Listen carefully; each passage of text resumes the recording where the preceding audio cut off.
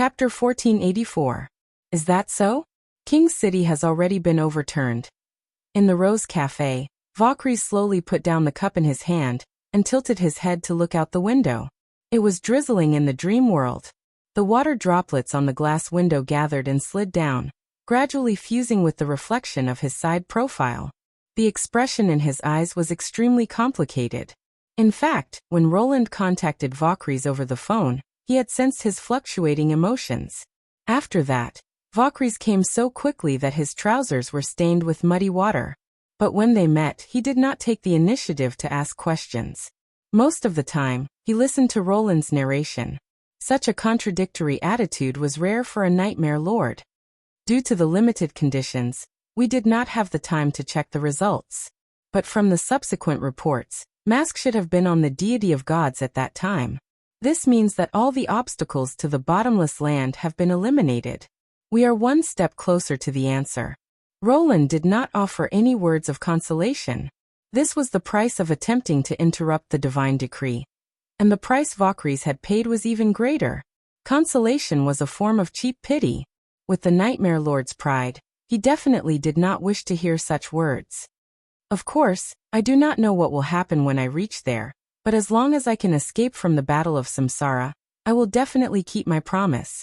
Next is the clue to Fog Island. Considering that the Sky Sea Realm had once appeared on the island, it is impossible for the race to assist you in the battle against the Sky Sea Realm. Valkyries interrupted for the first time.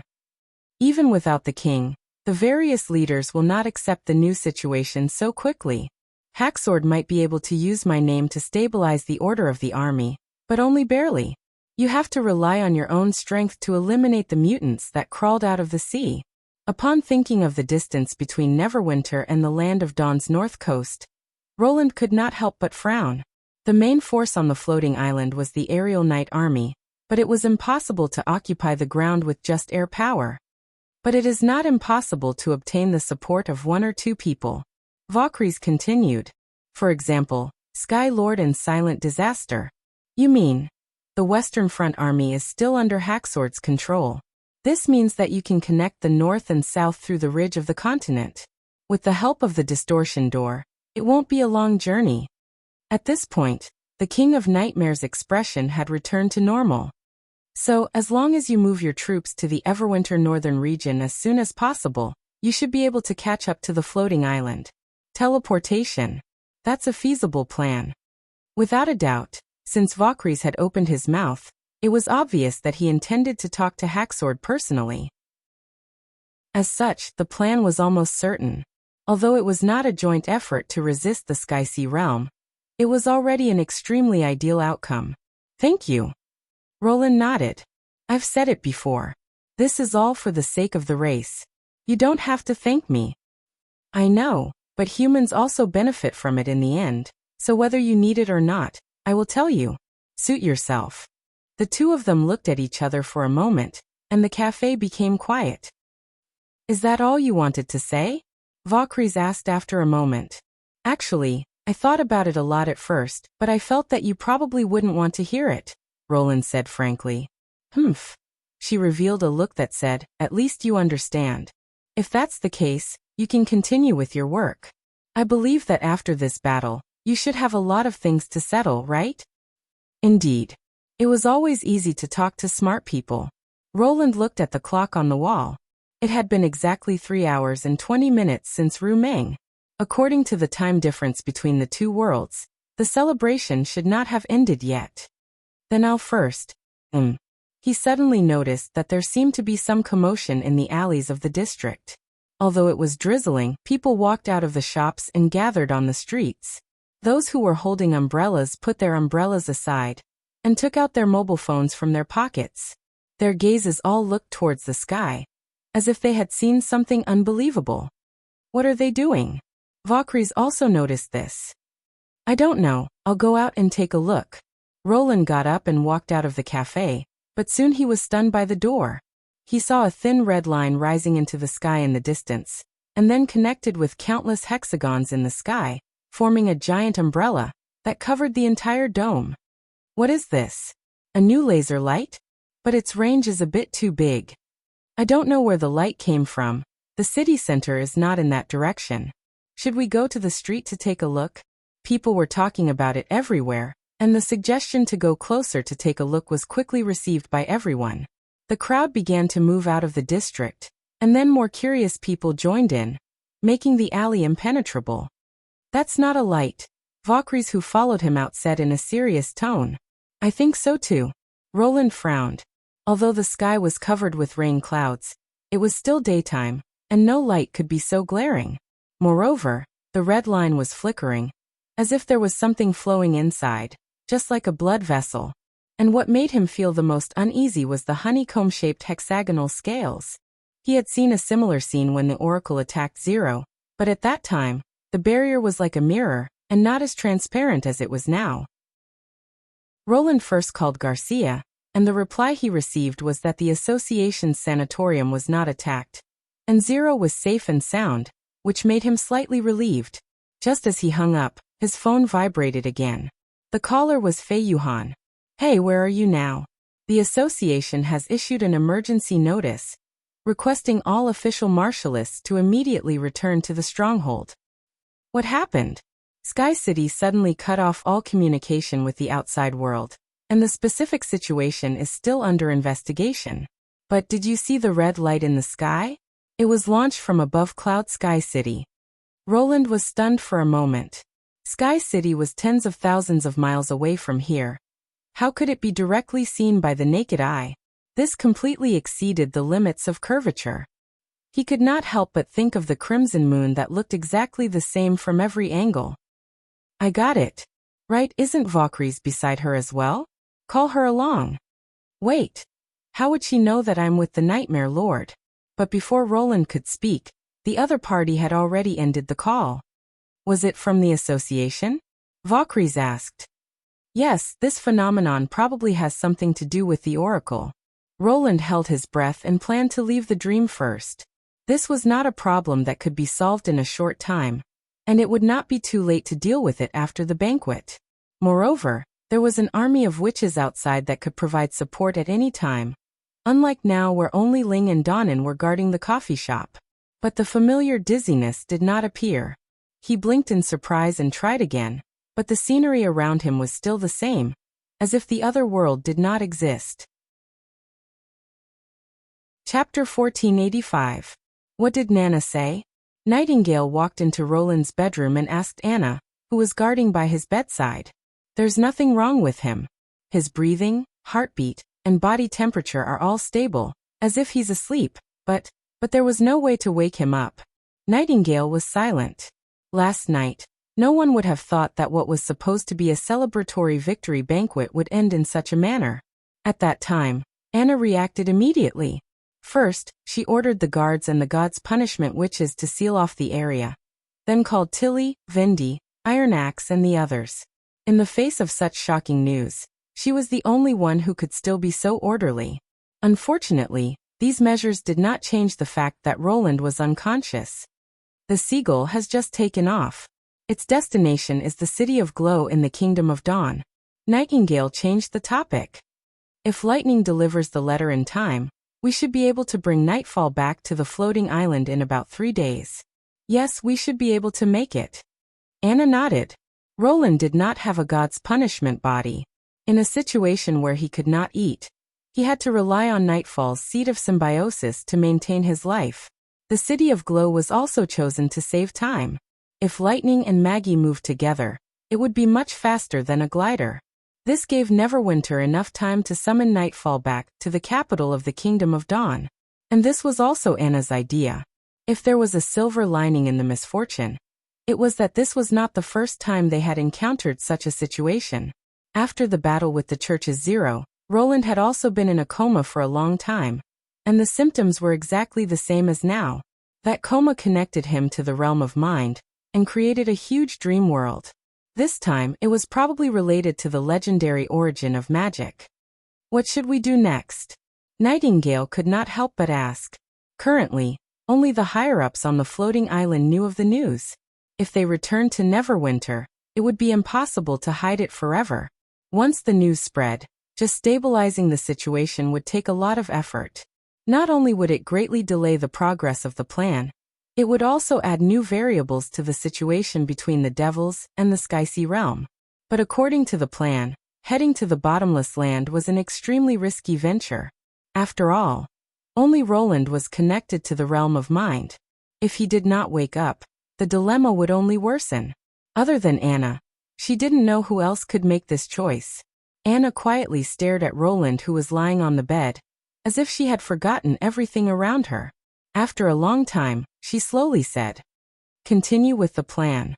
Although his voice was soft, there was no hesitation in it. If it was him, he would definitely say that. Many people had sacrificed their lives in exchange for this rare opportunity. Even if the road ahead was uncertain, they still had to try. If we were to turn back now, there's no guarantee that Roland will wake up. However, the Sky Sea realm, which has already conquered the Blackstone region, will definitely not wait for us. With him in a coma, I'm afraid it's impossible for us to launch a new expedition. As expected of Anna, Nightingale could not help but think. To be honest, she was more inclined to head to the bottomless land, since there was a high chance that Roland's coma was related to the realm of mind. Then compared to the origin of magic in Neverwinter, the former had a higher chance of solving the problem. But logic was logic. Making a choice came with responsibility. Even if others knew this, they might not be able to abandon the more conservative method and insist on proceeding forward. Furthermore, the other party did not have any hesitation or confusion. Just as she was about to say something, Tilly pushed open the door and walked into the room. The latter's expression was somewhat solemn. "Hacksword is here. At the bottom of the floating island, the core region of the God's stone pillars. I never expected that there would be a day when I would install red mist in human territory." Skylord stored the filled gas tank back into his body and took a deep breath. "It tastes pretty good. I also never expected that I could tolerate two demons standing in front of me." Eleanor stared coldly at the two. "Just thinking of the chance to avenge the Union after centuries, I can't help but have an urge to do so. Firstly, we spent most of our time in the Blackstone region, and did not participate in the war against the Fertile Plains. Secondly, doing so does not benefit you, the Union, or the humans, so you shouldn't vent your anger on us." Hacksword shrugged. Silent disaster swept a glance at him. "If you had kept your mouth shut, she wouldn't have had such an urge. Once you're done, go out. The person you are looking for is here." After leaving the sealed red mist pond and entering another spacious cave, Hacksword could not help but frown. He saw many people, including witches, carriers, and even human soldiers in uniform. But there was no king of Grey Castle, Roland. "What's the meaning of this?" he asked in a deep voice. The deity of gods had just fallen, and the humans had achieved an overwhelming victory. The questioning words immediately caused the atmosphere to tense up. "I am Anna, Roland's wife, Queen of Grey Castle." Anna walked through the crowd and walked towards Hacksword. Their height difference was more than double, and it was even more obvious when they looked at each other. "His Majesty suddenly met with an accident, and will not be able to meet you for the time being." Following that, she explained the matter of Roland's coma and his relationship with the realm of mind in a concise manner. Hacksword first revealed a look of surprise before his expression turned ugly. "So you're saying that the person who came to an agreement with my race no longer exists?" "Firstly, I have to correct your statement," Anna said firmly.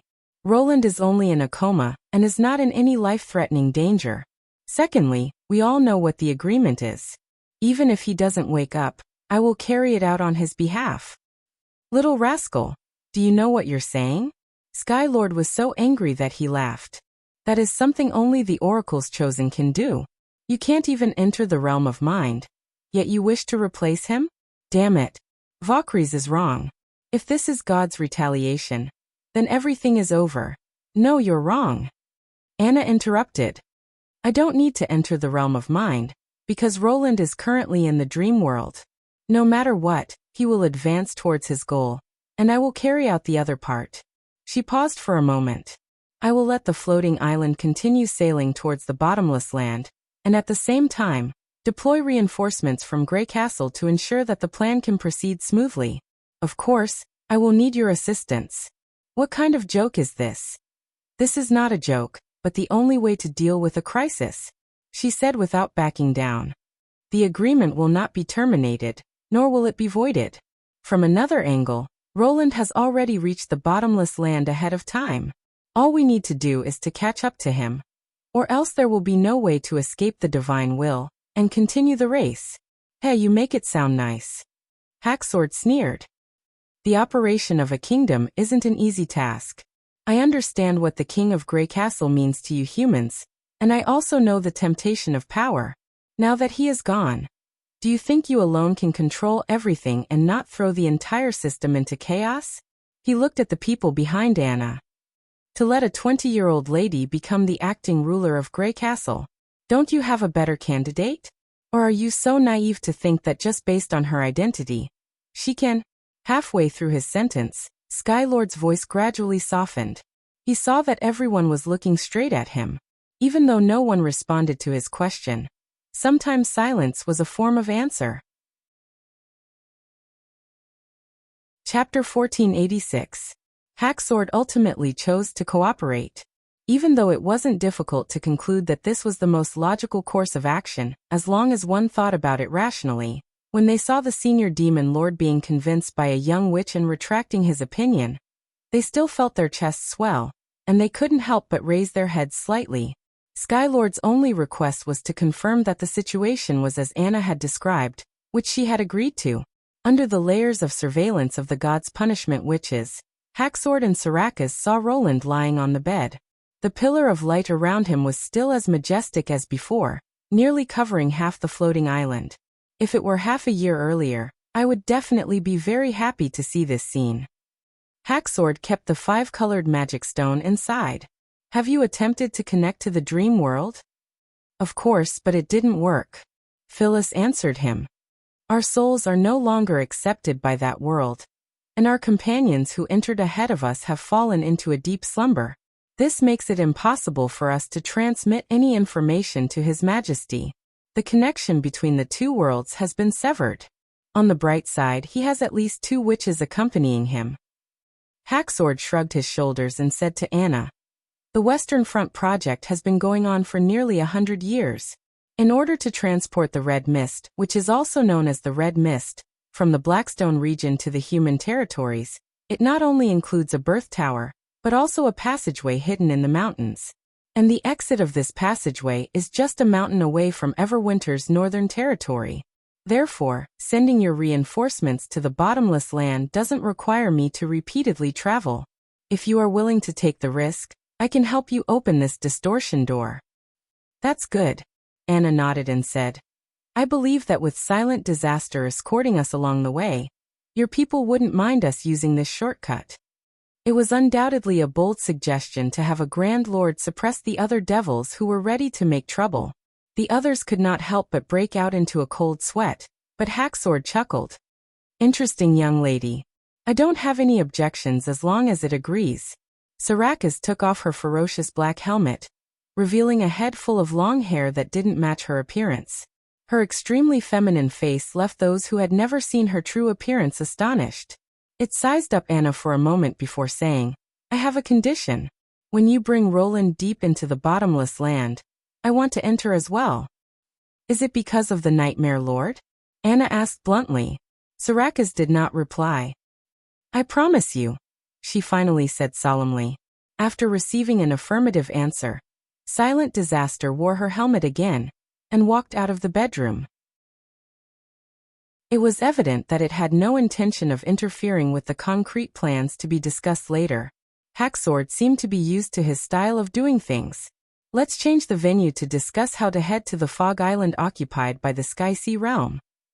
Not long after arriving at the base, Roland and Valkyries were invited into a large hall by the receptionist. There were already quite a number of peers in the hall, but most of them were gathered at the back. As for him, he was directly led to the front row. The person sitting beside him was rather familiar. It was the celebrity martial artist genius, Fei Yuhan. After learning that he was unable to leave the dream world, Roland was much calmer than he expected. Or rather, he was mentally prepared for the fact that the Oracle would not let the matter rest. If he were in Neverwinter, he might have some worries, but now that the greatest threat to humanity, the Demon King's city, had been destroyed, and the floating island controlled by Eleanor was isolated from the outside world. Even if he were to remain unconscious, it would not affect the situation too much. All he needed to do was to seize the time and get rid of the oracle that was causing trouble in the dark. The three of them exchanged simple greetings. Although they only exchanged a few words, Roland could sense that Valkyries treated Fei Yuhan much better than he did. When did a senior lord and a celebrity martial artist become so close? He had clearly been providing Peninsula coffee all this while. A few minutes later, Defender Rock walked into the hall. "Everyone, we have a problem." His opening words immediately caused everyone to quieten down. Following that, Rock pressed the control pen in his hand, and several photos were projected onto the wall behind him. Upon seeing the contents of the photos, everyone simultaneously inhaled a breath of cold air. Several bright red holes appeared on the streets of the city. They were of varying sizes, with the large ones nearly splitting a building in half, and the small ones nearly covering a car. Martial artists were no strangers to such things. It was this phenomenon known as erosion that had destroyed Prism City. Evidently, the residents within the range of the holes were beyond saving, but this was far from the worst-case scenario. Many fallen evils could be seen in the photos. They gathered around the holes, as though they wanted to throw themselves into the scarlet nothingness. "Sacrifice," Fei Yuhan said softly. "I guess so." Roland nodded. This was not the first time he had seen such a scene. During the joint annihilation mission, the enemy had used a large number of cores to trigger the erosion and summon pure magic monsters. Now they had merely skipped the middle step. Now that the city they were in was still peaceful, it was obvious where the problem lay. These are all photos sent back from the surroundings of Sky City. "It is currently in an extremely chaotic state," Rock said in a deep voice. Rock said in a low voice, "No one knows where they came from, and no one knows what the situation is like in the headquarters. There are cars and people fleeing everywhere. Even the martial artists who sent back these photos are probably dead." He paused. "This is a war started by the fallen evils. We have to act immediately and support Sky City." At this point, the defender specially glanced at Roland. "Considering that time is tight, the specific arrangements for the mission will be given to everyone when we arrive at the destination. In 30 minutes, the transport plane will arrive at the association's encampment. At that time, everyone must set off immediately without delay.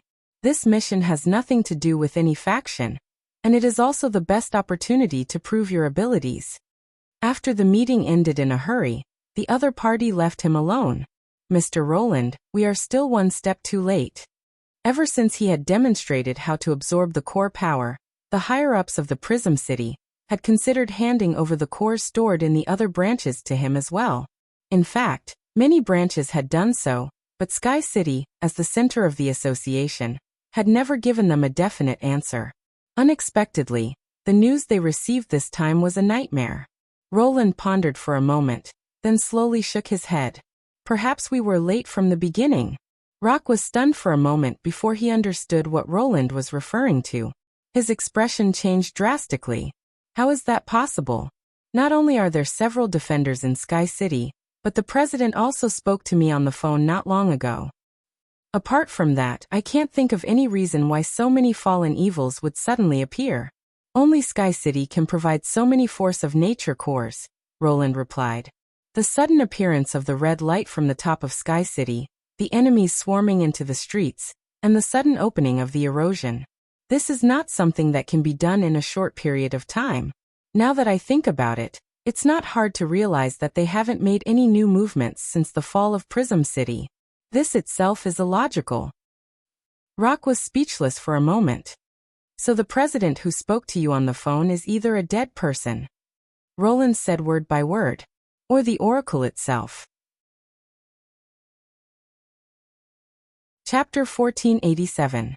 Of course, he could also be an illusion, a puppet, or something else, but the essence was the same. Sky City had probably been invaded by the oracles a long time ago. "That's a mountain fortress with tens of thousands of people," Rock muttered. "With the means of the oracles, It was not difficult for them to destroy anything. After all, they could tear open cracks and cause erosion. But to invade under the eyes of tens of thousands of people without anyone noticing, this kind of ability was somewhat unimaginable. I also hope that I guess wrong, but this is the most reasonable conclusion. Roland sighed. The dream world had relatively independent rules, so the oracles could not display their full strength. Whatever they wanted to do, they needed the support of magic power. And the places with a relatively large number of fallen evil cores were Prism City and Sky City. Now it seemed that it was no coincidence that the oracles chose to appear in the underground of Prism City.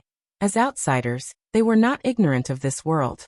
Perhaps after the destruction of Prism City, they had already set their eyes on the association's headquarters. As for the oracles left there, other than looking for opportunities to assassinate Zero, the rest were just a cover. There's no point in worrying here. We'll know when we get there. Roland pressed on the defender's shoulder. Do you remember what I said? Now that both worlds are fighting against the gods, and the association has already contributed a lot to the battle of divine will, it's my turn to repay you. Mr. Roland. Leave the rest to me. Under Rock's solemn gaze, Roland walked out of the hall. Fei Yuhan and Valkyries were waiting for him outside. The former was not surprising. As a powerful member of the new generation of the association, she would definitely be in the most dangerous place. But the latter was rather strange. He did not think that Valkyries would have any feelings for the dream world, much less fight to protect it. According to the usual practice, she would find an inconspicuous place to slack off. The repeated defeats of the oracles did not mean that they were not a threat. Even in the framework of the dream world, they could easily kill a martial artist. Valkyries was no longer the nightmare lord of the past. Without the power of the magic stone, he was not much different from an ordinary martial artist. Going to Sky City was bound to be dangerous. You don't have to show such a strange expression, Valkyrie snapped. I just want to confirm what the god and oracle that you always talk about look like. If it were you, you wouldn't be so indifferent to such an opportunity, right? Roland shrugged. You're right. Just as they were talking, the roar of the helicopter came from the far side of the camp. It was time to go. What followed was a day and a half of traveling. They were transported to the airport by helicopter, and then taken to a private plane to fly to their destination.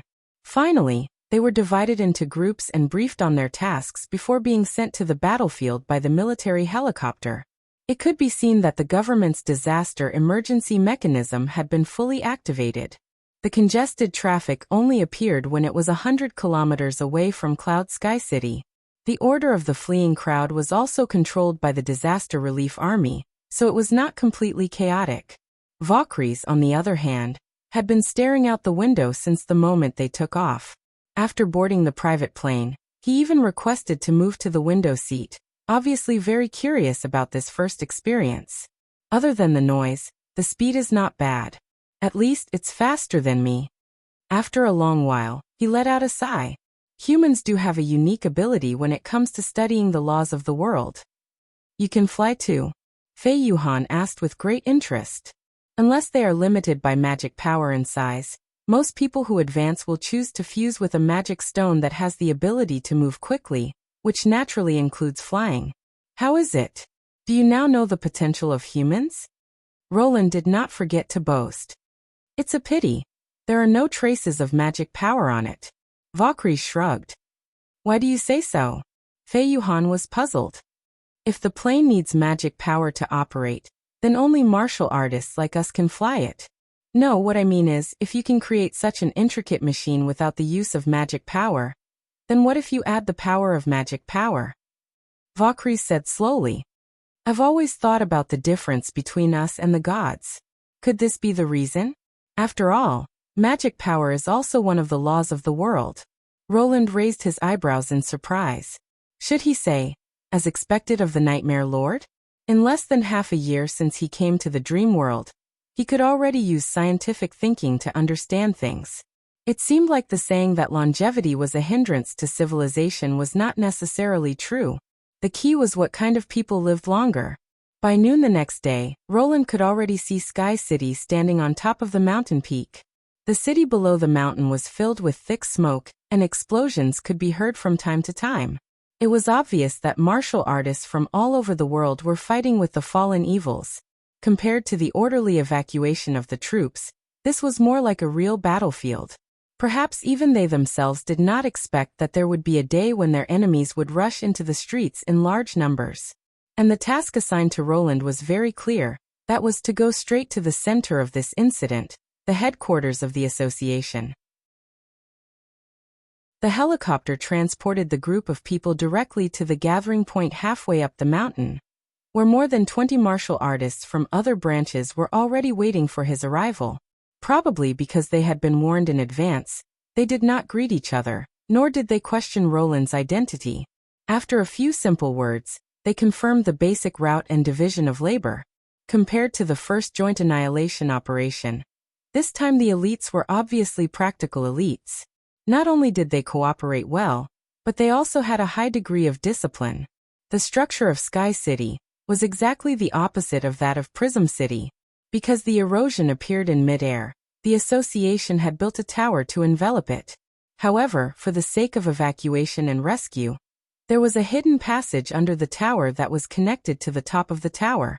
As long as they knew the route, they could avoid the wandering fallen evils on the top of the mountain. Under the guidance of the headquarters guide, the commandos almost did not encounter any obstacles. Occasionally, they encountered a few fallen evils, but they were quickly killed in the process, and Roland did not even need to do anything. Soon, the group arrived at the isolation room on the top floor where the core was stored. It was a huge room that looked like a barrel, and the 4 metallic walls stored the fallen cores that the headquarters had collected so far. And in the middle of the room was a platform that could move up and down, as well as 2 mechanical arms that were used to grab the cores. In terms of grandeur, Sky City was in no way inferior to Prism City. And the figure standing in the middle of the platform was the president of the Martialist Association. But when he turned around, he gradually turned into another person. This transformation did not complete in the blink of an eye, but gradually reorganized his facial features at a speed visible to the naked eye. His height also decreased significantly, and finally he formed the appearance of an unfamiliar woman.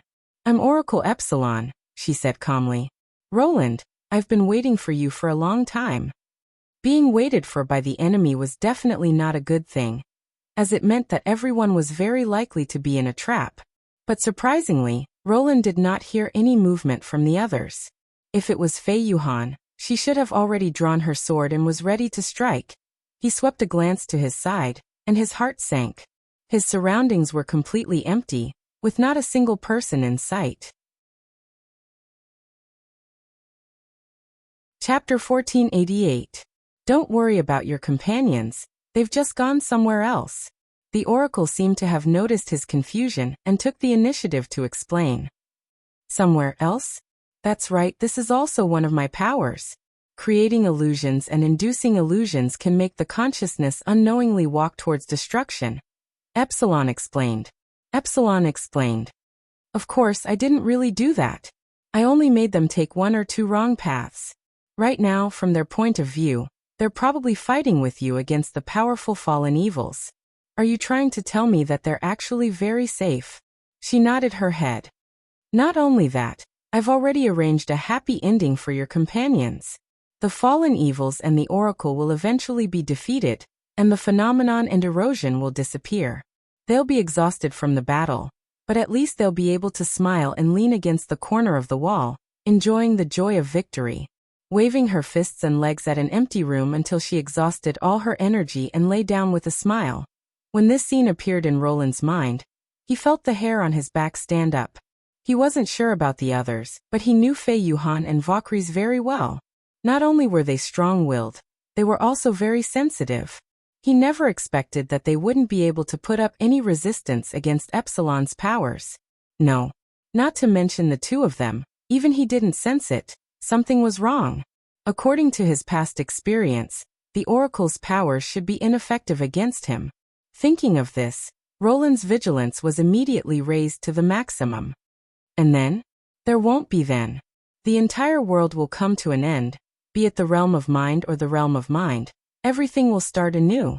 But compared to reality, At least they'll disappear in joy and won't feel any pain. This is my benevolence. Without waiting for the oracle to finish, Roland moved. He leaped up and crossed the nearly 20-meter gap between the platform and the passageway. He pounced at the oracle and punched out with his fist. He had tested this move many times before when the enemy was talking incessantly to suddenly attack. The surging power in his body responded to his will. With a loud bang, a shockwave swept across the platform. The guardrails, operating instruments, and mechanical arms on the platform cracked. They tumbled and fell to the bottom of the storage room, making a series of muffled sounds. Even Roland was shocked by the power of this attack.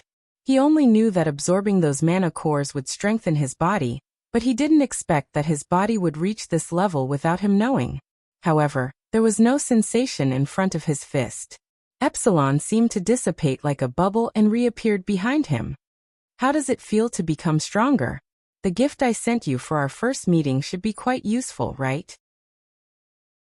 Roland was stunned at first, but he quickly realized the true meaning behind her words. Wait, that astrolabe. Did you send it?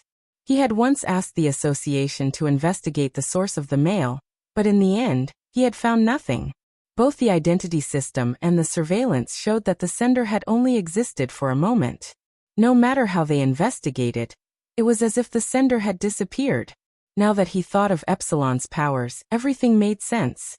Its name is Gamma, and it's also an oracle, Epsilon said calmly, as though she wasn't discussing her accomplice, but something completely unrelated. Roland was shocked for the first time. After confirming that he didn't hear wrongly, he asked in disbelief. Why? Because I want to know the answer, an answer that only God knows. Her voice sounded a little dazed. Do you understand now? I have no enmity towards you. If you want to head to the celestial domain, you need the help of the dream world. On this goal, we are at least the same. The change was too sudden, and Roland was momentarily at a loss for words. You don't believe me? The world won't lie to you. Epsilon spread out her hands. I didn't summon a rift like Delta to isolate your connection with the world, but you still failed to see through my illusion. That is the evidence. It's because I have no enmity that the dream world doesn't have the ability to repel me. You're actually from land's side? This was the only possibility that Roland could think of. After all, Lon had said that there was more than one oracle who had betrayed him. I don't know how she explained it to you, so I can't answer this question accurately. Epsilon extended 2 fingers. If you're asking if I'm on the same side as her, then the answer is no. Before coming here, I didn't have any memories of Lon. I even killed her with my own hands in the Prism City. Roland couldn't help but twitch his eyebrows. Or perhaps you're asking if she and I have a common goal. She lowered a finger. The answer is similarly no. I'm doing this because of my own thoughts, and it has nothing to do with her. You can think of it as me helping you. Helping me means destroying this world. Roland sneered. You're wrong. The one destroying the world isn't me, but God. Epsilon shook her head. To prevent you from misunderstanding, I'll be straightforward. You should have noticed the changes outside. The barrier that covers the sky can temporarily stop the expansion of the dream world, preventing it from touching the divine domain too early. If not, even if the oracle is still around, God will not hesitate to destroy everything that has been accumulated to date. In fact, you have recently absorbed too many magic power cores, and you are only a hair's breadth away from the boundary. If I'm not wrong, Lon was supposed to monitor the expansion of your dream world, but she died by my hands. That's why no one told you how to reach the origin of magic at the same time. She even knows this. But this barrier also prevents me from contacting the outside world. Don't tell me you can control the real world. I can't. But at least I know that you have already opened up the path to the bottomless land. What happens next is only a matter of time, Epsilon said slowly. You should be able to guess how I obtain information. That's right, the content of your conversation with the Martialist Association and the Greycastle Design Bureau will be submitted to headquarters in the form of a report, which is in my hands. And the content includes the Glory of the Sun project, as well as the feedback on the usage of various weapons. Roland was enlightened. Epsilon was using these fragments to piece together the entire picture of the outside world. Have you never considered that my unconsciousness might cause an accident? This is also one of the unknown factors, but I don't have a better solution. Only when you enter the realm of mind will the world be activated, so it will definitely trap you within. Epsilon answered patiently.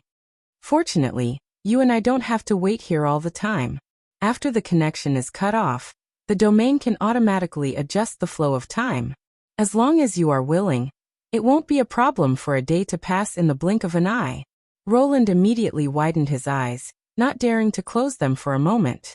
He was afraid that by the time he woke up again, centuries would have passed in the outside world. Don't worry, what you are worried about won't happen. The corners of her mouth curled up, revealing a smile for the first time. The barrier needs magic power to maintain. Even if all the cores stored here are depleted, it will only take a month and a half in the outside world's time. And that is the final deadline. Bookseller's website. Chapter 1489. A month and a half. Meant that if the plan were to be temporarily halted or cancelled, it was possible that the deadline would be forever missed. Could the people on the floating island really persist to the end without him? And what about the devils?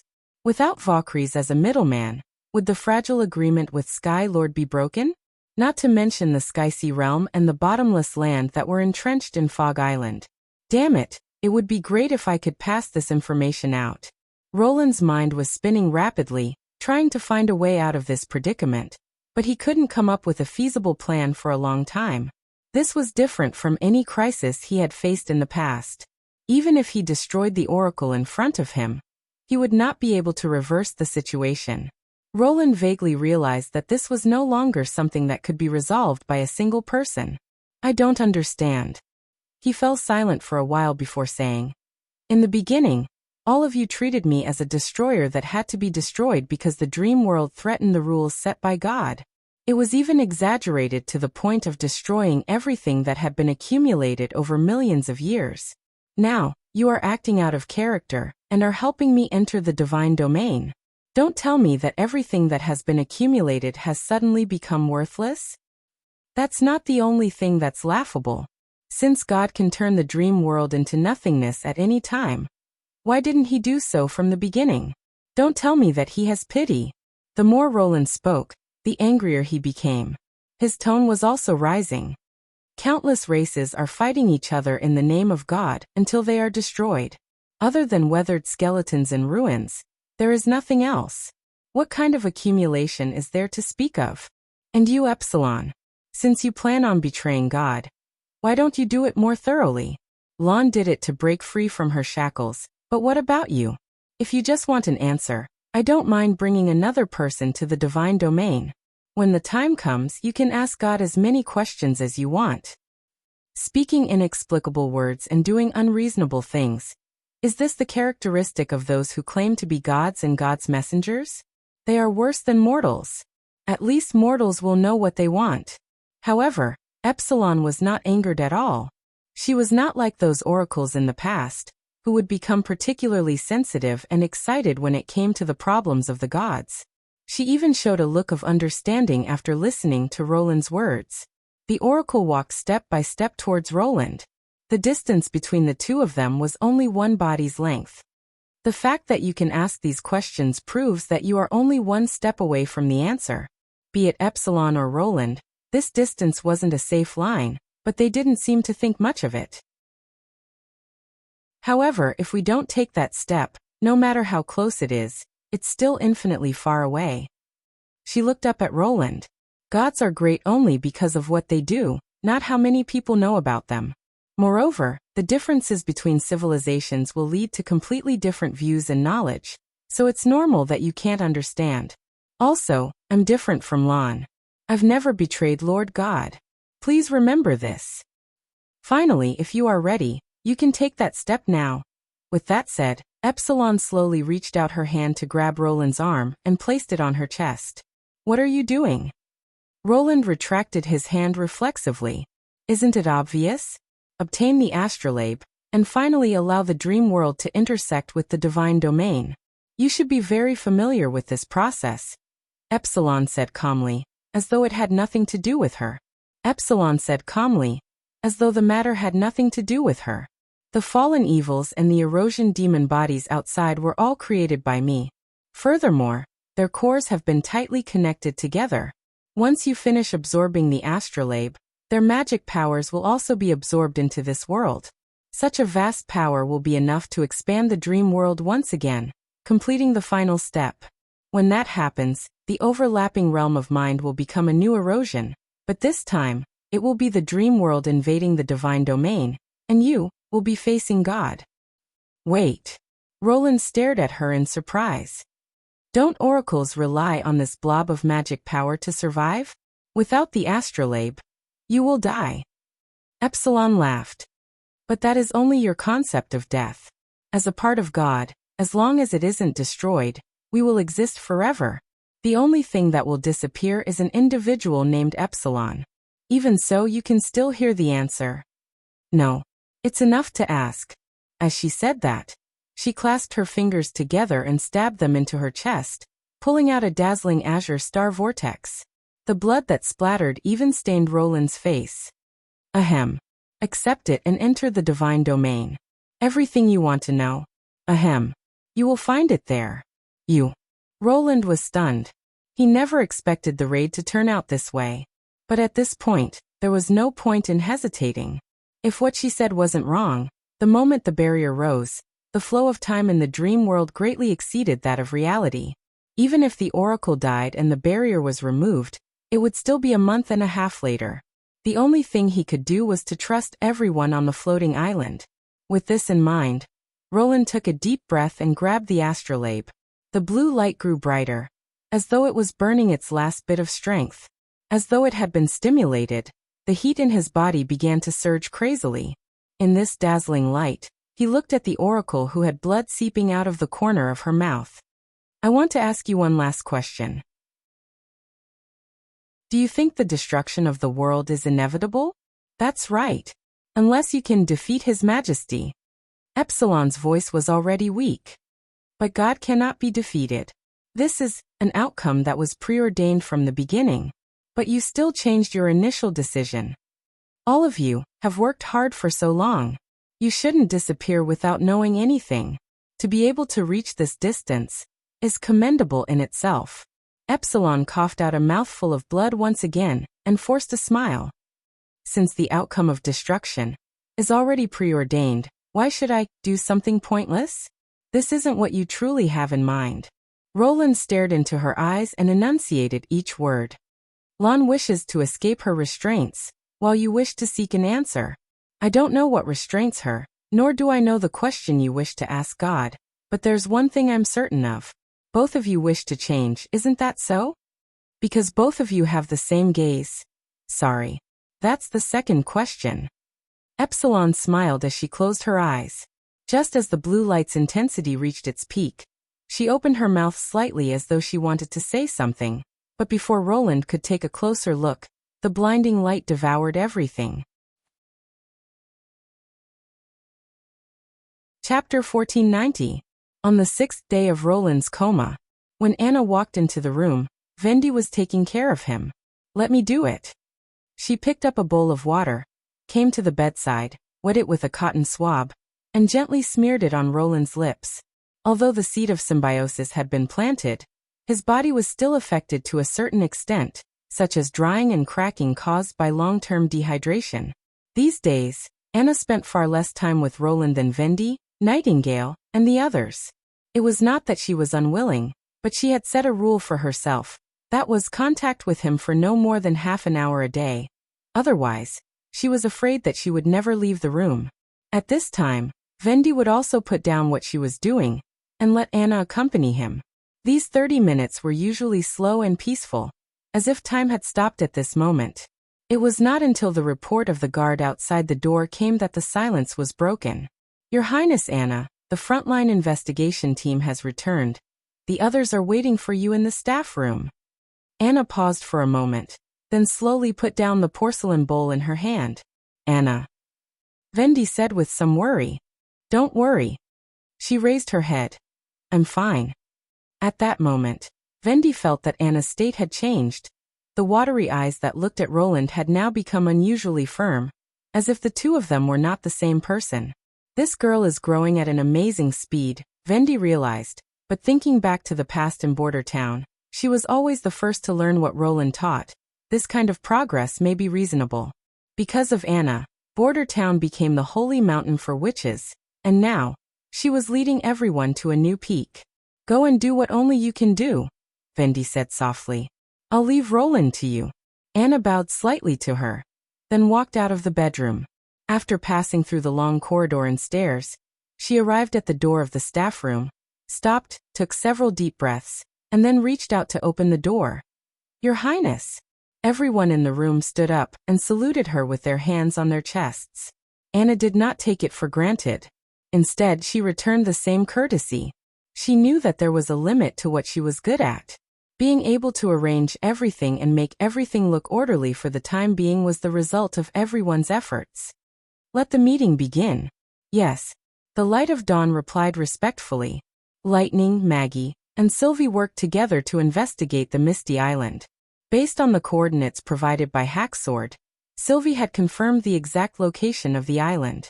Although the magic eye still couldn't penetrate the illusion barrier, it was as eye-catching as the stars in the night sky on the flat sea. In addition, Sylvie also discovered a large number of magic reactions, which almost surrounded the surrounding waters. This was also the reason why the exploration group finally gave up on exploring deeper into the fog. Without a doubt, these magic sources belonged to the Sky Sea realm. Other than the commonly seen sea ghosts, nest mothers, and blade beasts, there were a few extremely astonishing big guys. The demons called them mountain-devouring beasts. They were usually evolved from nest mothers and no longer had the ability to create legged beasts or blade beasts. Instead, they covered their bodies in thick armor and used their gigantic mouths to chew on the land, creating a suitable battlefield for the main forces of the Sky Sea realm. Clearly, the Sky Sea realm had no intention of handing over the bottomless land. Just as the general staff was formulating a strategy based on the new intelligence, Silent Disaster and Isabella suddenly walked in. The duo's combination could be said to be rather odd. One was a senior lord, while the other was a peer from the original church. Anyone who saw them would be surprised. However, Anna knew that the two of them were in charge of the most important parts, and they had indeed brought good news. Isabella smiled at her. Your Highness, the experiment was a success. Anna could not help but feel relieved. Currently, the biggest problem in dealing with the Sky Sea realm was the blade beasts that came and went without a trace. Transferring the witches to defend the western region would definitely leave Neverwinter defenseless. Therefore, the safest method was to allow ordinary people to discover the traces of the blade beasts. And the senior Lord Chaos, who had evolved from an eye demon, had the ability to see through all concealment. However, the range of effect was rather small, making it far less versatile than passive vision. If they could expand the range of the senior Lord Chaos's abilities by several times, they might be able to achieve a decisive effect. The person who first suggested this was none other than Hacksword. Anna immediately thought of the Infinity Sigil that Zero had previously used. Finally, the plan was split into 3 parts. Silent Disaster would be in charge of convincing Chaos, Arietta would provide the high-grade magic stones, and Isabella would conduct the relevant research. This was also the reason why the combination was so strange. And Isabella's affirmation meant that the most troublesome part had been broken through. This immediately boosted the morale of the staff. At the very least, they now had a visible direction to attack the bottomless land. After the theoretical conditions were met, all that was left was the deployment part. I hope that Grey Castle can make it in time, Agatha said as she looked at the map of the 4 kingdoms. I believe in Iron Axe and the rest, Anna said slowly. Kingdom of Dawn, Coral Bay. White walked up the deck with his walking stick and slowly moved to the bow of the speedster. It was a fast sailboat with 2 masts. Although it was considered a seagoing ship, it was not good at resisting the wind and waves. Most of the time, it could only sail along the coastline. However, its greatest advantage was its cheap price. In the past, it would cost at least a few hundred golden dragon coins, but now, it only cost 99 golden dragon coins. If it was exchanged for Grey Castle notes, there was a 10% discount. Good day, boss. The sailors who were moving the goods on the deck bowed to him. White nodded in satisfaction. If it were in the past, it would have been a huge expense to hire such a group of people. However, as the merchants became increasingly fond of paddle steamers, the price of ordinary sailboats had dropped. Even these lads who were good at climbing masts and hanging horizontal sails had become much cheaper. After all, steamboats did not need sails, nor did they require so many people.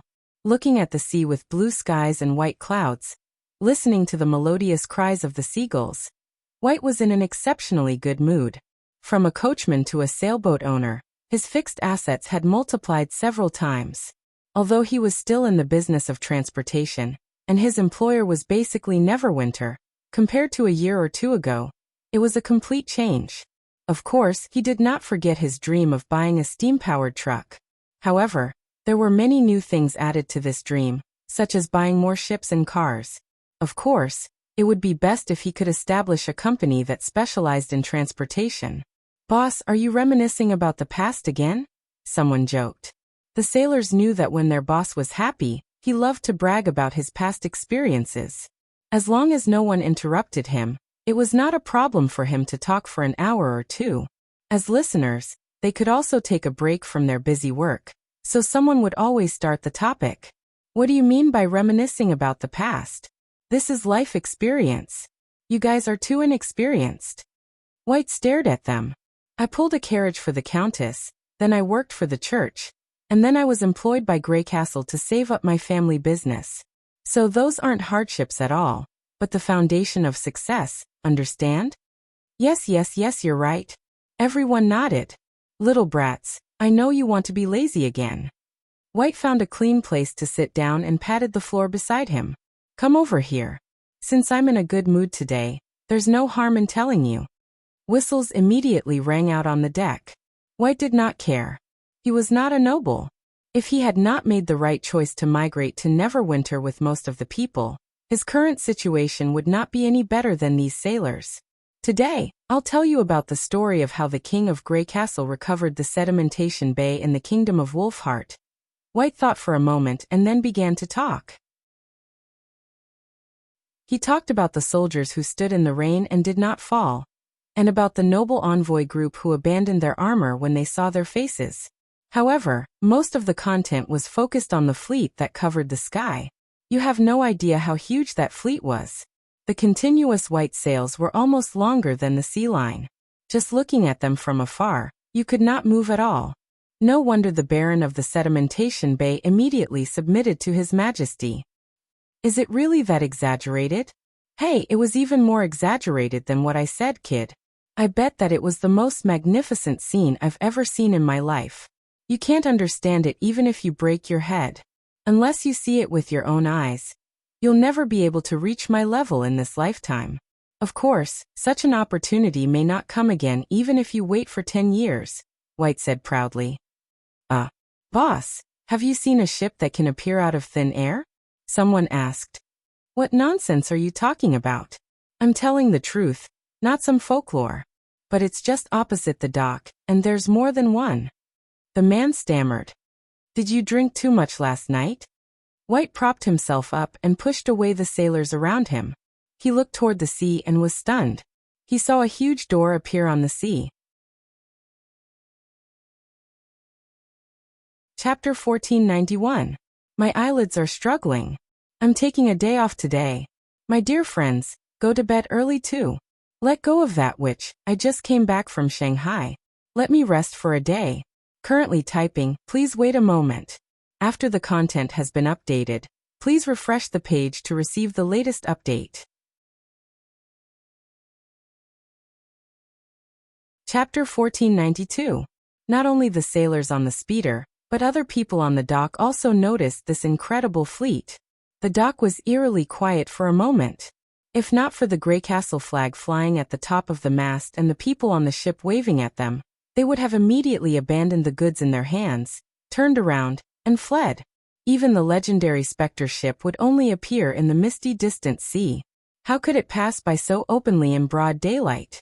After more than half an hour, that incredible door finally disappeared, leaving only the silhouette of the fleet on the sea. If they had not seen it with their own eyes, perhaps no one would have believed that it suddenly appeared from the empty sea. All right, get to work. Boss, what exactly is that?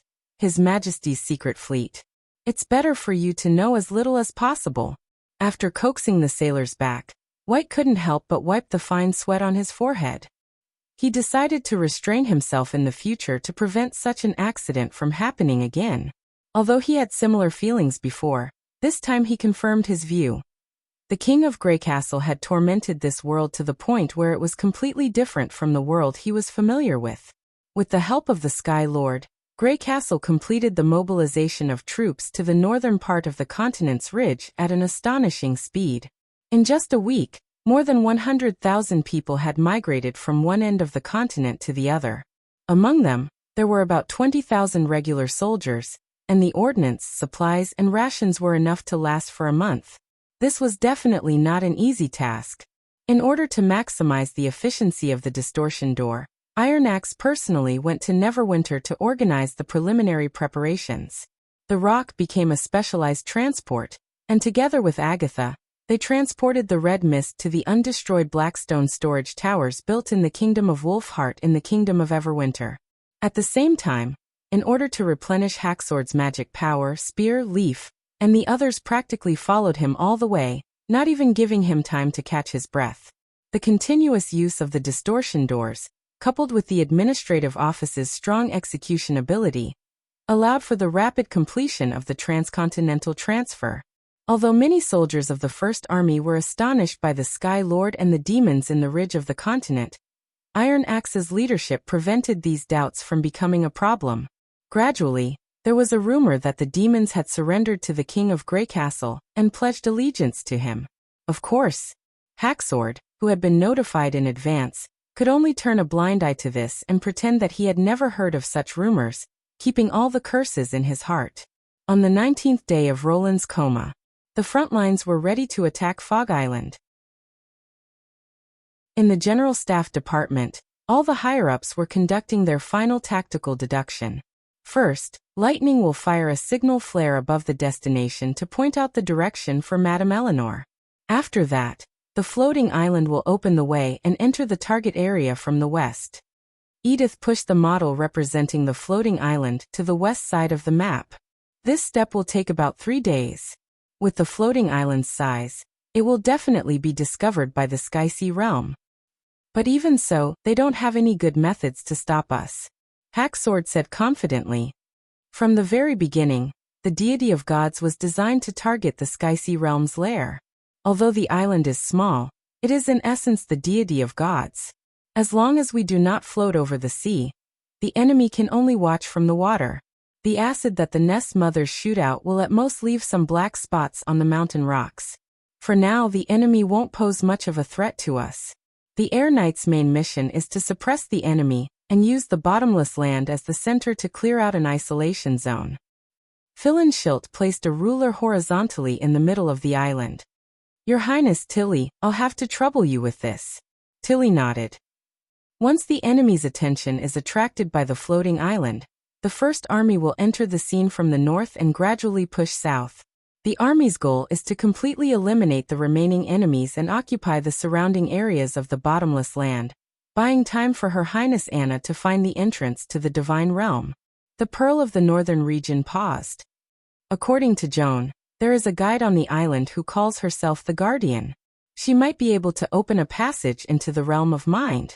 I remember telling you the last time that I killed the Guardian, Hacksword reminded. Indeed, but after comparing the information, we believe that she won't die so easily. Edith shrugged. What you saw was a person of the same race who advanced, but what Joan saw was a human female. Either the Guardian is an illusion, or there are several of them. Considering that there are no signs of human habitation on the island, the fact that she can stay there for thousands of years means that she's extraordinary. But will this person really lead us into the Divine Realm? Vendi asked worriedly. The scene fell into silence. In fact, the second half of the plan was not supported by any reliable information. It was unknown if such an entrance existed or not. Nightingale had once told everyone about the backtrack, scenes that Roland had seen in the dream world, and that was the only clue they had. However, the content was too obscure and difficult to understand. Even Anna could not find any useful clues. The only thing that could be confirmed at present was that the Guardian would only open the path to heaven for the victorious race that carried the complete legacy. As for whether Roland was within the range of her guide, it was still unknown. If we don't give it a try, we will never have an answer to this question, Anna said decisively. This unwavering answer made everyone relax, as though they were suddenly filled with confidence. I have to remind you humans, Silent Disaster suddenly said. This battle is completely different from the wars you are familiar with. It will not be carried out one step at a time. Once we come into contact with the Sky-Sea realm, the subsequent steps will be carried out simultaneously. Regardless of what you want to do, you have to make haste. In other words, it's impossible for us to set up camp and slowly search the island? Edith pricked up her brows. Believe what she says. Hacksword shrugged. Sarakas has spent most of her time fighting the Sky-Sea realm for the past 100 years. She should be the person who understands the enemy the most. Those monsters, are there really that many? Philin could not help but ask. More than you can imagine. There was a rare seriousness in Skylord's tone. When they swarm over, the sea will turn into a thick black color. Now that the Blackstone region has fallen into the hands of the Sky-Sea realm, there are no longer any obstacles between them and the bottomless land. It is impossible to defend the island with just a few people. Without any reinforcements, it's just a matter of how long they can last. We have never thought of staying there for long. Finally, Anna interrupted the argument. The floating island will attract the firepower and provide reinforcements. The First Army will use the distortion door to quickly occupy the bottomless land, and at the same time, search for traces of the Guardian. As for what to do next, it will depend on the enemy's reaction. Did I understand wrongly? That's right, Your Highness. The Pearl of the Northern region stroked her chest. Then let's begin the operation in 2 days. Anna made the final decision. Regardless, we have to send Roland into the bottomless land. This is also the only way to end the battle of divine will. Yes, Your Highness. Everyone answered in unison. Bookseller's home.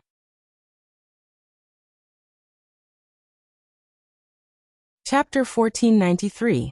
On the 5th day of the battle, it was 9:20 in the morning. A thick fog suddenly floated around the floating island. The originally clear sky suddenly turned dark and gloomy, and visibility dropped to a few dozen meters. It's here. Everyone in the command center realized that they were crossing the illusory boundary that Hacksword had mentioned. Although it was already the 3rd day of the operation, the real battle had only begun at this moment.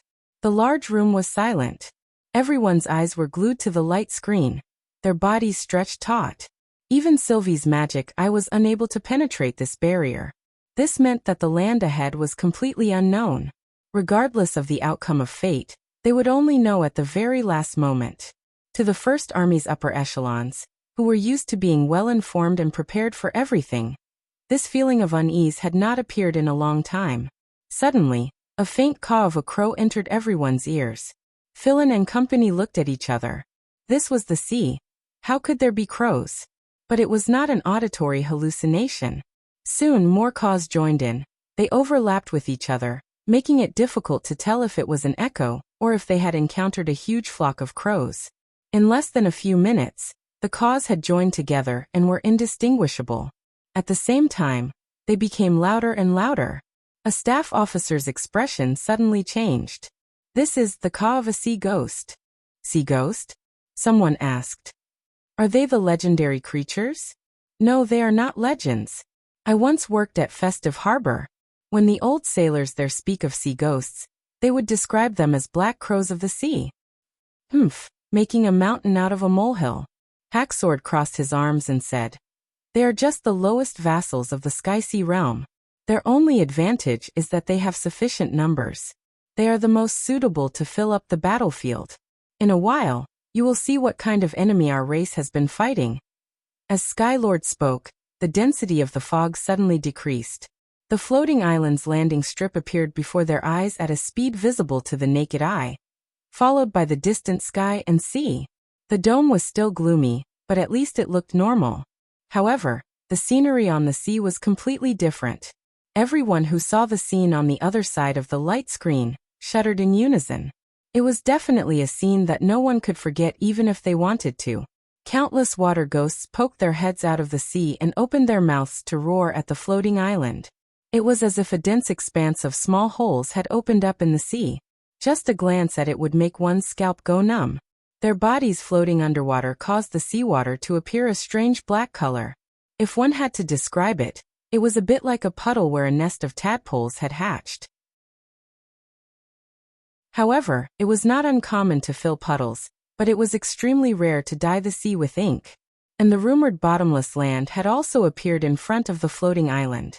Its size was similar to Sleeping Island, but there were no signs of a freshwater lake on it. Instead, it appeared lush and lush, completely unlike a lone island in the middle of the ocean.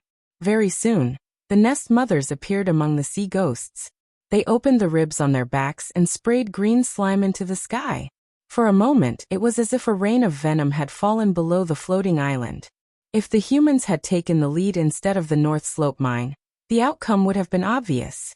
A total of 1524. Eleanor's voice suddenly sounded in everyone's mind. You mean? Iron Axe asked in surprise. The number of acid nest mothers. She used her usual languid tone to reply. It's not much more than the number of cannonballs. Just as she finished her sentence, a boom sounded from the bottom of the floating island. The first to counterattack was Eleanor. A 152 mm long song cannon was fired, and after flying nearly 1,000 meters, it accurately smashed into the body of a nest mother. The shell drilled into its organs and exploded, blasting it into two. At the same time, the sea ghosts beside it were also affected by the explosion. The flying shrapnel stirred up dense splashes on the surface of the sea. But this time, it was no longer black, but the color of blue blood. In the past half a month, the engineering team's greatest modification to the floating island was the addition of a series of cannon mounts, ranging from 20 mm autocannons to the largest caliber longsong cannons. After all, the Sky-Sea realm's main advantage was at sea. Without the pressure of air defense, increasing their firepower was naturally the best choice for the First Army.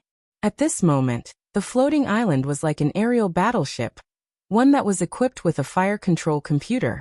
Under Eleanor's control, more automatic cannons joined in the firing, turning the bottom of the island into a land of death where steel and flesh interweaved. The sounds of cannons and machine guns alternated, suppressing the cries of the sea ghosts. Although Hacksword maintained his posture, the expression on his face had unknowingly turned complicated. Clearly, he had realized that when the heritage of the various races were combined, it would produce an astonishing effect. Get the Air Knight to prepare to set off as well, Tilly said into the microphone. According to the plan, the Air Knight would no longer be in charge of the final battle. They would be split into dozens of batches and hover above the bottomless land for extended periods of time, cutting off reinforcements, striking the enemy's main force, and relieving the pressure on the ground forces were all missions that the Air Knight had to shoulder. The weakness of the Sky-Sea realm's aerial forces had to be exploited to the fullest. Moments later, fully loaded biplanes glided out of the hangar and entered the waiting area. At 10:40 in the morning, the Eleanor entered the island's boundary. The number of monsters that were attracted by the massive object were uncountable. They stepped on the corpses of their own kind and swarmed towards the floating island, completely disregarding the fact that they were unable to deal any damage to the floating island. Of course, this was also because Eleanor had deliberately lowered her altitude to lure the enemies into attempting to climb onto the island. However, under the heavy machine gun fire, breaking through the net of fire was definitely not an easy task. Compared to the boiling west, the other areas were much quieter. Clearly, the sudden arrival of the floating fortress had attracted most of the enemy's attention. Let's begin. Anna turned to Hacksword and said. The latter snapped his fingers and disappeared from the command post. At the same time, Chaos, who had been persuaded by Silent Disaster to occupy the roof of the bridge, also released its ability. After being strengthened by the infinite sigil, the magic ripple that contained the power of true vision instantly swept across the sky above the island. Through the screen, the upper echelons of the command post could clearly see the figures of blade beasts suddenly appearing in the originally empty space. Their contours gradually took form, as though they were being forcefully pulled out of their hiding places.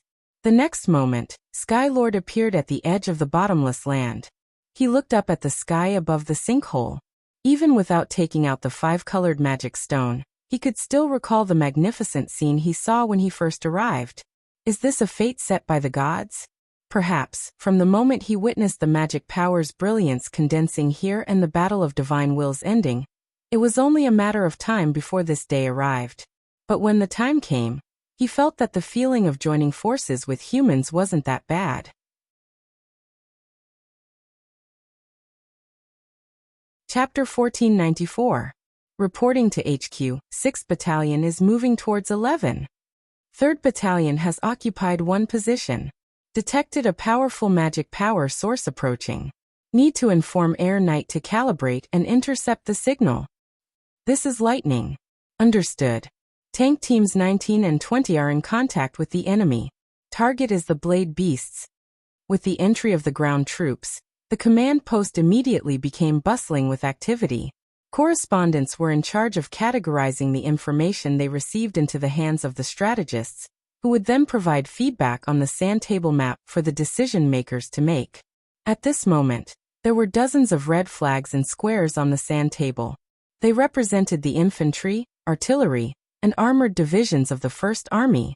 From the overall situation, the initial stages of the plan were progressing smoothly. The red markings were spreading outwards with the bottomless land as the center. The Skysea realm had clearly sensed the sudden appearance of the troops as a portion of the monsters began to shift their targets and pounce at the First Army. However, in the face of the rapidly forming formation, sporadic attacks were no different from suicide. Through the distortion door, the troops on the other side of the sea were surging into the lone island. According to the predetermined plan, the operation would soon enter the search phase. This was also the most uncertain part of the entire plan. No one knew where the Guardian was, how they would appear, or if they would open the path to the realm of mind. I'll leave the next command to you, Anna said to Iron Axe, Edith, and the rest. Do you have to go alone? Vendi's expression was filled with reluctance and worry. This was agreed upon from the beginning. Her voice wasn't loud, but it was firm. I'm not good at leading troops into battle, so I can't help anyone here. Besides, the Guardian might vary from person to person.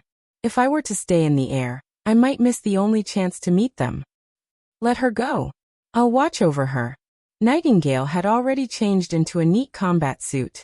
Not only did she have the pistol Roland had given her by her waist, she also had a semi-automatic rifle and a longsword on her back. Vendi could only hug Anna. You must return safely, Your Highness. Yes, I will, the latter replied seriously before looking at Phyllis. Are the gods' punishment witches ready? Phyllis nodded. Everyone be on standby. Very well, let's go. Anna resolutely walked out of the command center. This is Malt's gift to you. Thank you. Danny took the bullet, loaded it into the chamber, and shot it into the head of a sea ghost that was approaching. As a wandering unit on the battlefield, the precision archer could choose his own battle location most of the time. As always, he chose the most dangerous outer region, following closely behind those steel chariots. There would be no machine guns or artillery in this area, so the pressure from the enemy would be the greatest. He had long noticed that although the tanks of the First Army were powerful, they lacked cover from the sides and rear. Especially around the sinkhole, there were stone tablets of various shapes everywhere, which made it impossible for the people in the vehicles to see the approaching enemies. And this kind of venue was simply designed for him. Be careful, there's a big guy 150 meters to the right. Understood. Danny peeked out from behind a stone tablet and saw a medium-sized blade beast sneaking around the back of a tank in an attempt to launch a sneak attack. Although these monsters were not made of steel, their lethality and agility were not to be underestimated. Especially their scythe-like front claws. When filled with magic power, they could penetrate the armor of a tank. He slowly pushed a new bullet into the chamber and raised the rifle in slow motion. But Danny did not aim at the target, but moved it into the air. According to the combat manual, the blade beasts had thick armor on their heads, and it was difficult for normal bullets to kill them in one shot. Furthermore, before the enemy launched an attack, they would be extremely wary of the possible threats around them, and it was not recommended for soldiers to face them alone. Thus, he had to wait for a more suitable opportunity to strike. And that was the moment the enemy launched a sneak attack. The blade beast did not notice Danny, who was like a statue. It crawled to the ambush range, spread its thin wings, and suddenly leaped towards the tank. At the same time, Danny pulled the trigger. Following a gunshot, the bullet accurately penetrated the exposed frontal bone of the blade beast and entered its skull. The blade beast instantly froze and glided a few meters due to inertia before falling heavily to the ground. But at this moment, other than twitching, it was no longer a threat. "You're still so powerful. That's because you're watching me." Danny smiled and patted Malt's head. Just as he was about to look for his next target, he suddenly realized that more than 10 sea ghosts had gathered around him. While he was concentrating on the blade beasts, Tisk, Danny pulled his partner behind him, then leaned against the stone tablet and raised his spear. Now that it was impossible to escape, he only wanted to know how many sea ghosts he could kill before he was killed. But at this moment, an unbelievable scene appeared. The sea ghosts did not swarm up to tear him into pieces, but instead started biting each other. The grass was instantly filled with the pungent smell of blood. Until the last sea ghost fell, there was not a single complete corpse around. Then a group of men and horses walked out from behind. Although they were also wearing the uniform of the First Army, their appearances were obviously different. They were Majin's troops from the southernmost region. Precision shooter? The leader sized up his weapon and emblem. "Why are you here alone? Where's your protector?" "Fairy." Another person tugged on the former's sleeve and said embarrassedly, "If you don't mind, you can temporarily come with us." "I didn't act alone, but I still have to thank you." Danny had already realized that this warrior who was called Fairy was definitely not an ordinary person. "As for what happens next, I still hope that I can." Kaboom! The tanks in front suddenly fired a series of concentrated cannons. Everyone turned their heads and saw more than 10 ugly nest mothers slowly appearing on the horizon. They were surrounded by a group of blade beasts, crawling forward while withstanding the bombardment of the field cannons. At the same time, the ribs on their backs opened up, revealing the intestine-like organs below. "It's the venom nest mother." Fairy frowned and waved his arm. "Quick, find cover. Bring the anti-demon grenades over." That was no longer a target that firearms could deal with. The tanks also began to reverse to disperse the formation. At this moment, the Sky Knight's whistling came from above. Several biplanes swooped down and dropped bombs on the nest mothers.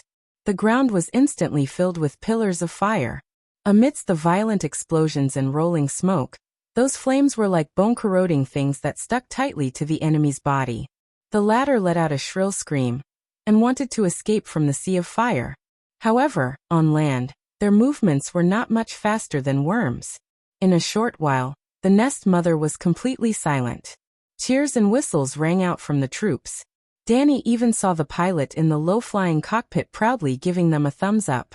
Then, after the dive, the Heaven's Wrath turned around and launched a pincer attack with the armored troops. Chapter 1495. There's another large group of enemies coming from the east, Ku. Your Highness Anna, how's the situation on your side, Ku? Maggie's voice sounded from the sigil of listening once again. Even though she did not use any hurried words, Anna could still sense the urgency of the situation. With the passage of time, the number of Skysea Realm warriors that had entered the battlefield was constantly increasing. They swam over from all directions and climbed up Fog Island, charging wave after wave at the First Army, completely ignoring the corpses of their own kind beneath their feet. The lush grassland no longer existed, and in its place was scorched earth that emitted pungent smoke. And at the lower ground, the flowing bluish-black blood had already converged into small puddles. The battle had already turned from an easy victory to a stalemate. Against such a ferocious siege that disregarded all costs, the First Army inevitably suffered casualties. Even with Eleanor and Aerial Knight's support, there was no guarantee that not a single monster would be missed. The blade beasts that had lost their invisibility were still enemies that ordinary soldiers found difficult to deal with, not to mention the mutated nest mothers that could spray acid and corrode steel from a distance, as well as the mountain-like mountain-devouring beasts. Now the army was still able to maintain the front lines and keep the Sky-Sea realm out of the sinkhole, but the risks were piling up at a visible rate. No one knew how many more of their forces were hidden in the sea, and the moment a breach appeared, it could very well lead to a collapse. Maggie was reminding her that they had to make good use of their time. However, Anna and company had yet to see the Guardian's figure. There's no result from the inner circle. She gently exhaled, trying to make her voice as calm as possible. We are currently searching further out. Understood. All the best, Ku. I think it's time to retreat, Hacksword suddenly said. Young lady, the performance of you and your tribe has indeed surprised me. To be able to persist so far into enemy territory and fight alone, it can be considered a successful battle. But perseverance does not necessarily bring rewards. The fact that the Guardian has yet to appear only means that it is no longer here. It's also possible that it doesn't want to be affected by the cannon fire, so it has found a place to hide. Nightingale retorted. If we were to give up now, everything will be set in stone. Let me make this clear first. Although I've agreed to work with you, I don't intend to die here. If the situation is irreversible, I will leave first. When that happens, these soldiers will have nowhere to retreat to. Are you sure you want to do this?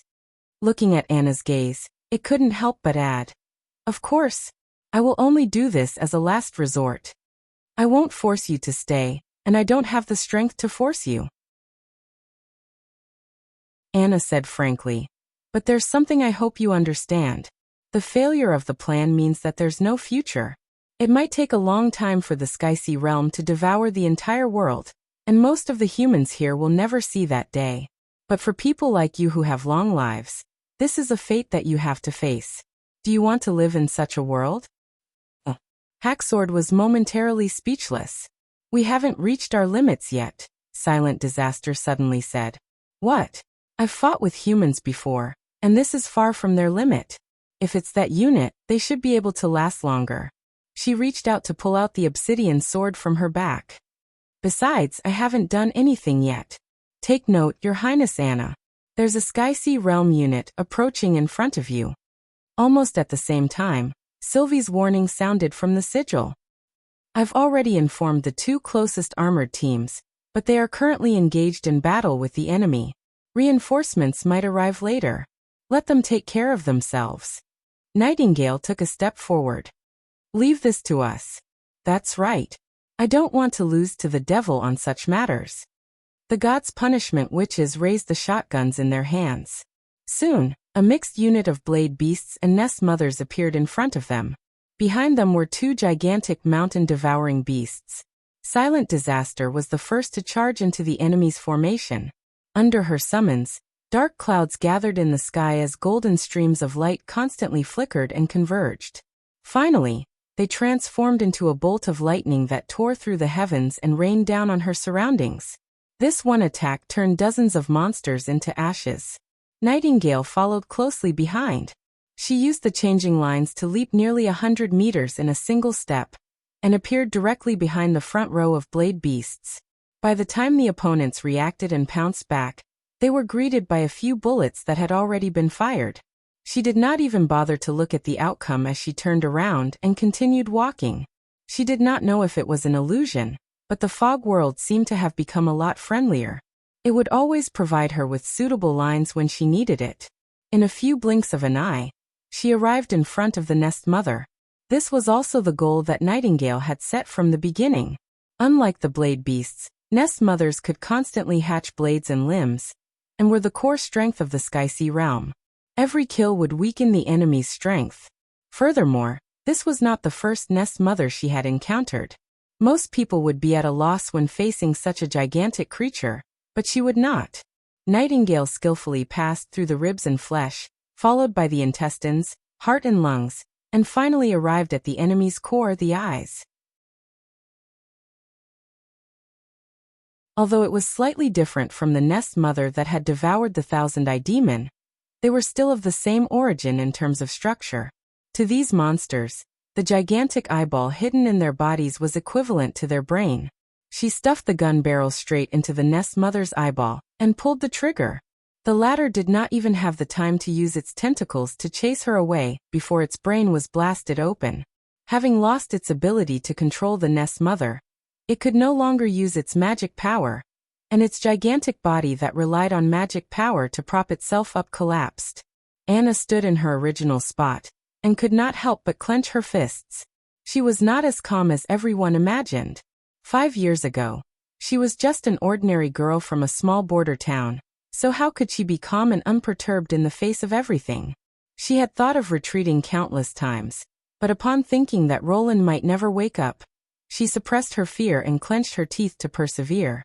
But now, Anna realized that the fear in her heart had greatly reduced. Everyone's fighting figures gradually blurred her vision. She was not the only one persevering. There were many people standing by her side, cutting through the thorns with her as they advanced towards the same goal. She once again understood the meaning of a battle of destiny. A predetermined path was a kind of destiny, and rising up to resist and break free from the shackles was another kind of destiny. The difference was that the latter's destiny was written by herself. At this moment, an extremely bright light burst out from the surface of the sea tens of kilometers to the north. It rapidly expanded, illuminating the gray sea horizon into a sparkling eerie blue. It was the Kuanpeng carrying out an interception mission. The glory of the sun, which had been produced in a month and a half, was planned to be used to separate the Sky-Sea realm's reinforcements. Its explosion meant that a large number of enemies were surging over from the distant sea, and the situation had undoubtedly reached a critical juncture. Anna no longer had the uneasiness she had in the beginning. She faced the impending explosion without taking a step back. Suddenly, a woman's figure appeared out of thin air in front of Anna. She was dressed in white, and her long hair was blown up by the airwaves, blocking the brilliance of the explosion behind her.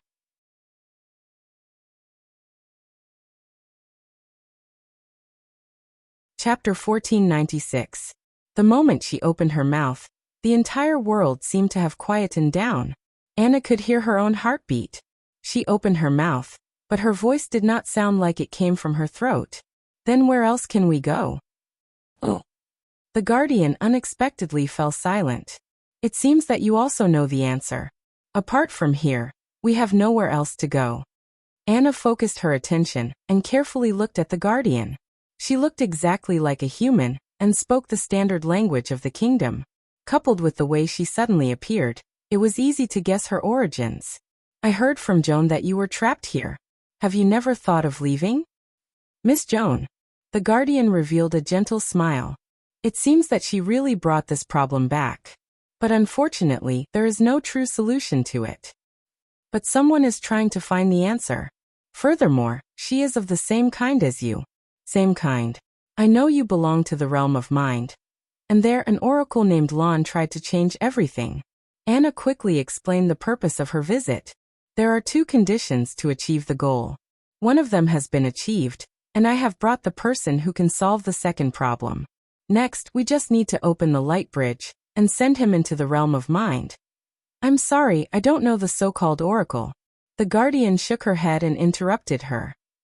Also, to open the bridge, a complete inheritance must be inserted into the bottomless pedestal.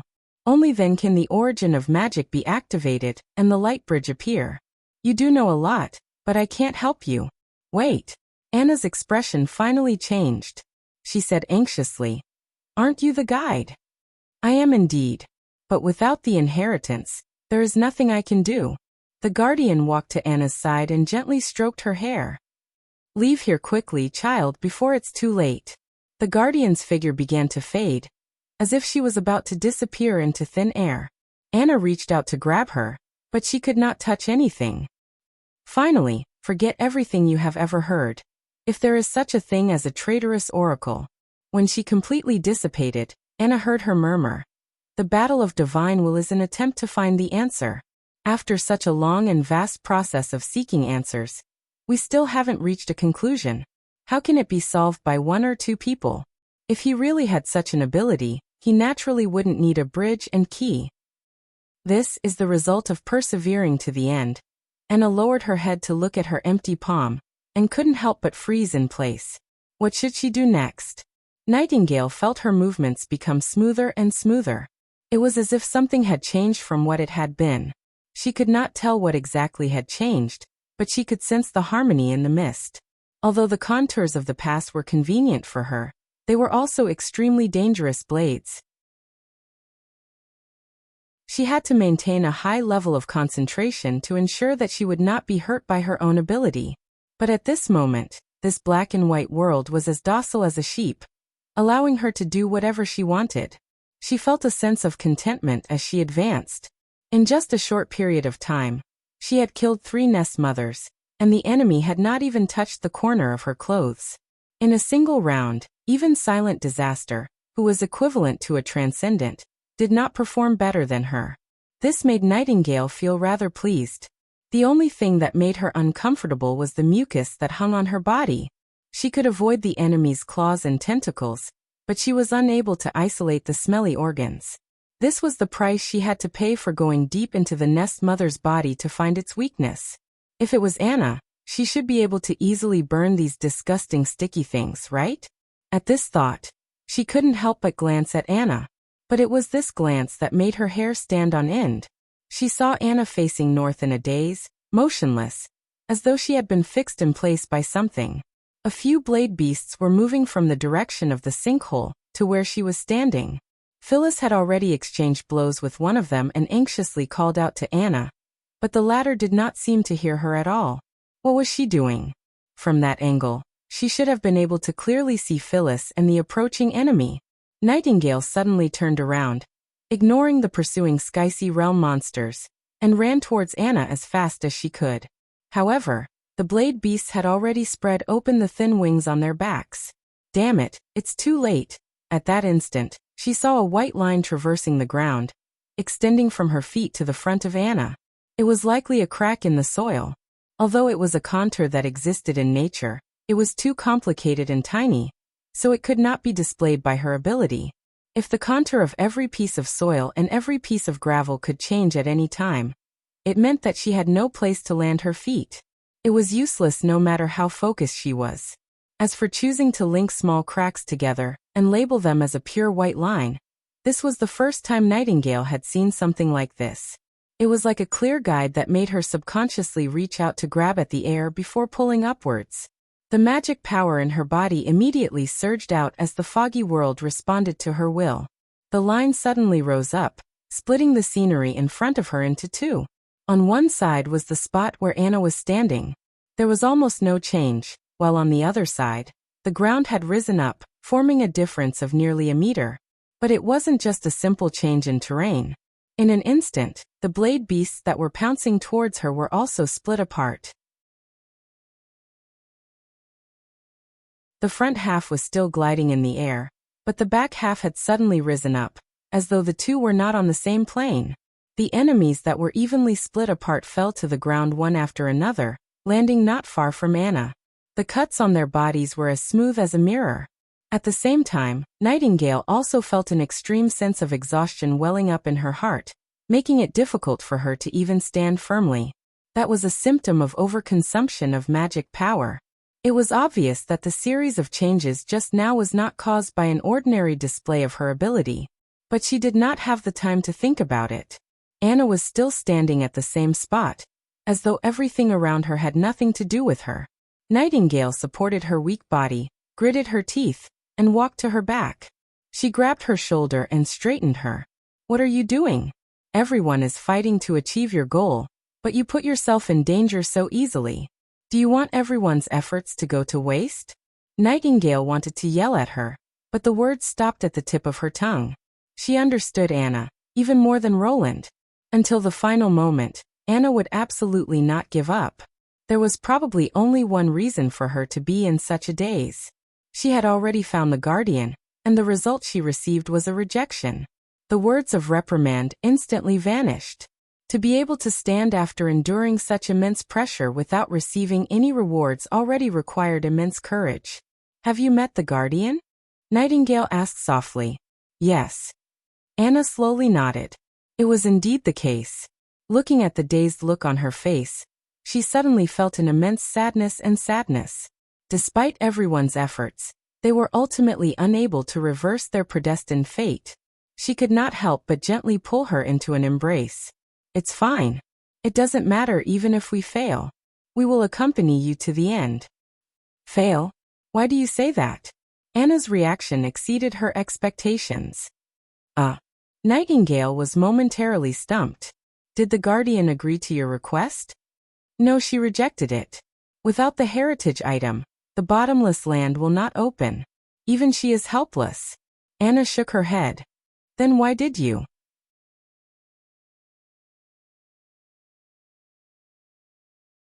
Chapter 1497. So she was in a daze because she had been thinking about this problem? Nightingale touched her pounding chest and snapped at Anna's forehead. Please find a safe place to study it next time, all right? So what's your conclusion? Please explain it in the shortest possible sentence. At this moment, Phyllis and the rest rushed over. Seeing that the two were safe, everyone heaved a sigh of relief. Anna felt a little guilty as she held her forehead and whispered, "Jump down." Nightingale was taken aback. After confirming that she did not hear wrongly, she sighed. No, it's better if you explain it in detail from the beginning to the end. She turned to look in the direction of the bottomless land. Actually, it's not difficult to understand. Since the Oracle and the Guardian came from the realm of mind, it's impossible for Lon not to know the rules that require an inheritance to activate it. Regardless of how much of what she said was the truth and how much was a lie, it's impossible for her to forget the most basic problem after meticulously planning for so long. That makes sense. Nightingale thought for a moment. So you believe that Roland can activate that pillar of light by himself? No, I'm afraid the pillar of light isn't where we need to go. Anna shook her head. Only the victors of the Battle of Divine will can cross the bridge and reach the other side. And we did not win, nor did we obtain the other inheritance shards. Similarly, Lon did not mention this matter from the beginning to the end. Besides, seizing the shards of other races and stopping the Battle of Divine will contradict each other. If it's a key step in the plan, then it's a little too illogical. Then where should we go? Nightingale realized that she could not keep up with Anna's train of thought. Only things that you personally comprehend are the true answers. Anna repeated Lan's words. If she had a premonition that God would stop her from divulging the key information, then the fragments transmitted by the astrolabe are worth considering. Now that you think about it, which part left the deepest impression on you? Something like gravity. That's right. In the second scene that Roland saw, the core of this world should be located at the center of the planet, so we should be facing down, not up. The bottomless land may seem unreachable, but don't forget. Anna paused when she said that. Gravity is no longer the most revered force in this world. Wait. It took Phyllis a while to understand what he meant by jump. Are you sure? This was too risky. If one could jump down and be safe, someone should have reached the bottom a long time ago. You've seen the murals left by the Radiation Clan. They even built cranes and ladders next to the sinkhole. But judging from the replays of the clips, they soon gave up the attempt, which means that it's not going to work at all. Being able to go down and being able to come up are two different things. Anna shook her head. I'm afraid this is the true meaning of the Guardian's so-called capable person. Going down doesn't require any key, but if you can't activate the light bridge, you may never be able to return to the surface. There's no limit to going downwards, but one has to rely on the bridge to go up. That's right. As for how to enter the bottomless land, I've previously thought of many possibilities, she continued. And the truth is, it wasn't until I talked to Catcher that I was sure of it. Or perhaps, this is the only way to explain why Lon didn't mention the Guardian at all. Because what Roland wants to do has nothing to do with them from the very beginning. So you plan on throwing Roland into the sinkhole? Sky Lord revealed a look of surprise. No, I'll be accompanying him. Anna said decisively. I'll leave the retreating mission to all of you. There's no need to stay here any longer. Quickly return to the floating island. The scene fell into silence. Although no one was willing to abandon Anna, everyone knew the Queen's character. Once she made a serious decision, even His Majesty would find it difficult to change her mind. Seeing no one speak, Hacksword already knew what was going on. It nodded and opened a teleportation door above the sinkhole. Young lady, your performance is enough to prove the extraordinariness of your race. Even if you fail, it's an honorable defeat. Anna controlled Blackfire to carry the unconscious Roland and resolutely stepped through the door. And the next moment, Nightingale vanished from her spot. By the time the others reacted, it was too late to stop her. The last person to walk towards the distortion door was Silent Disaster. Wait, are you going as well? Hacksword said with a frown. I said that when she heads to the bottomless land, I'll accompany her. Saraka's crossed the door without turning her head. Regardless of where it is. When the light returned to silence and darkness took over everything, Roland heard a familiar voice. Where people came from and where they went had always been a profound and interesting question. He turned his head and saw the blurry shadow once again. Its interior shimmered with a faint light, and it was also the only beacon in this space. It had been discussed for 10,000 years, and every era had a completely different answer. But regardless of the answer, it was filled with wisdom. It led us to constantly move forward and explore the unknown. But 10,000 years later, this question suddenly changed and became meaningless. In the following tens of thousands of years, no one cared about where we came from or where we were going, because the answer had already been proven. Vanishing was our eternal destination. It let out a sigh of its entire life. This world was not specially prepared for life. From its appearance to 6 quadrillion years ago, stars would enter a period of decline. After burning up, they would either become dwarfs or black holes. The universe would then turn pitch black. Under the pull of gravity, dwarfs might be able to light up again during collisions, becoming new stars once again.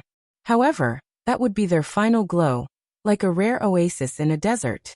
Powerful civilizations would occupy the oasis of light, while other civilizations would rely on the aging dwarfs to survive, until the last bit of energy was drained. This was the scene in 2 quadrillion years. Gravity would become the only ruler of the world. Dead galaxies would be constantly sucked into black holes, and the massive amounts of radiation would cause them to emit a blinding glow, even more resplendent than stars. It would also be the only possible source of energy. The gray shadow's voice gradually became softer. Another 10 quadrillion years later, dwarfs would also evaporate, and there would no longer be any physical planets or matter in the universe. The result of energy evenly spreading to every corner would be that every place would be lifeless. Darkness, coldness, and emptiness were all it was. But in terms of the age of the universe, it was equivalent to being born a few days ago. Following this, the universe would go through an even longer period of youth, adulthood, and old age, but that period of time was meaningless, because no life could participate in it. Our existence was but an extremely brief moment. It was the manifestation of entropy imbalance, the result of the universe needing to correct itself. The light in its body became dim and weak. We can't go anywhere.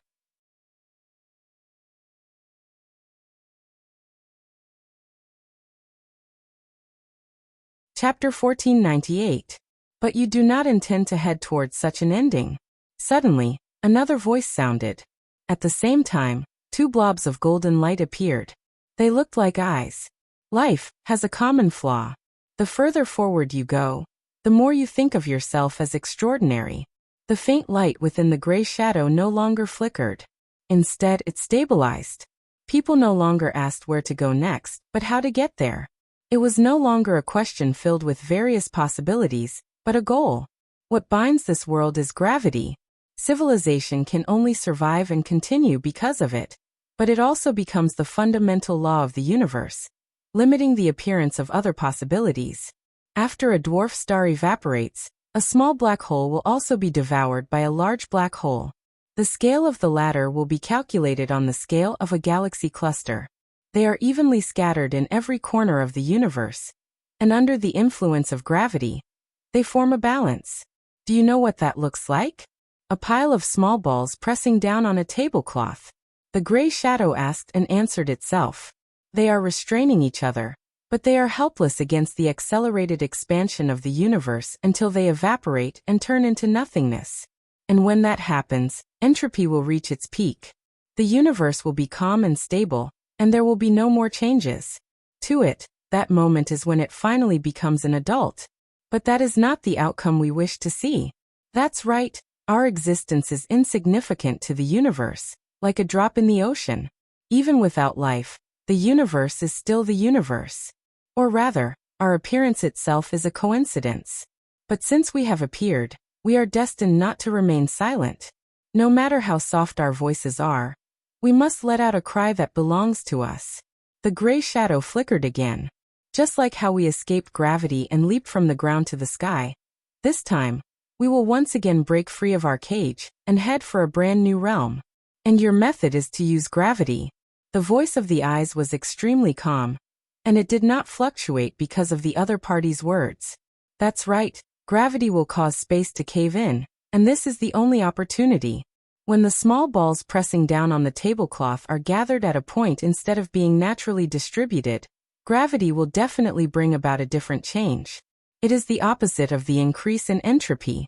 It is a man-made order, and also the unique mark of life. As the gravitational force grew stronger, the curvature of the nearby space would also gradually increase, just like a tablecloth being pressed down by a small ball. However, it would not continue to increase indefinitely.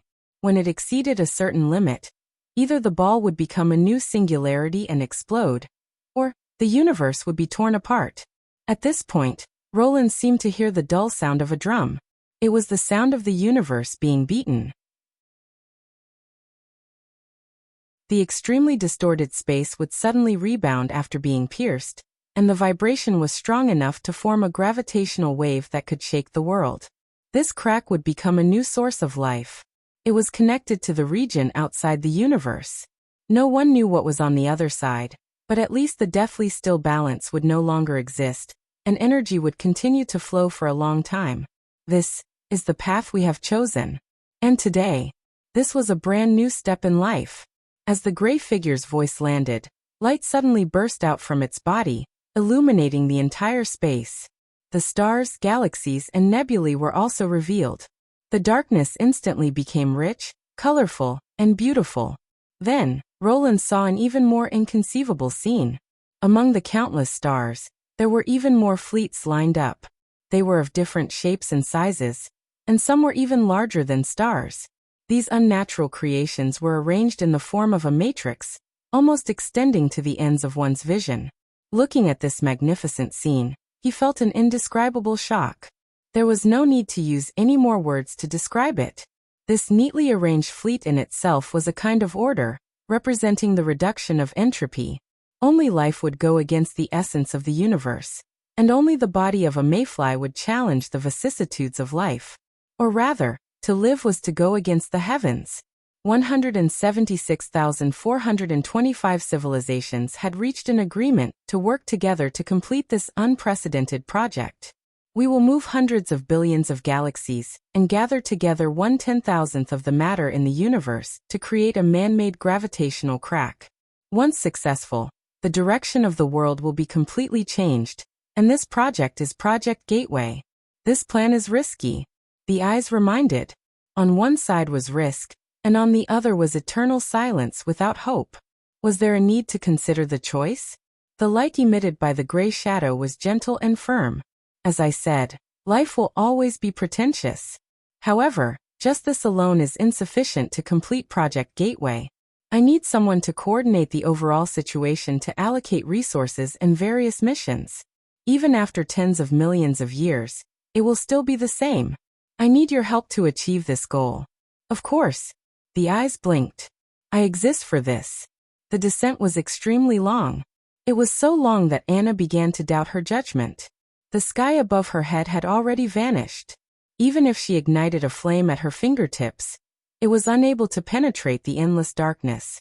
The depth of the bottomless land exceeded her imagination. Anna even felt that she was passing through the core of the earth. The immense speed made her unable to hear anything other than the sound of the wind. If her guess was wrong, she would probably be reduced to a pancake the moment she hit the ground. The only fortunate thing was that the process wouldn't be painful. Before she could react, everything would be over. With this in mind, Anna could not help but hug Roland tighter. After an unknown period of time, she suddenly sensed that the whistling air currents by her cheeks were weakening. This change made her feel refreshed. A few minutes later, a faint light emitted from the abyss below. But soon, she confirmed that it wasn't an illusion. The light was turning clearer as she approached. And at that moment, she felt as though she had fallen into a layer of viscous air.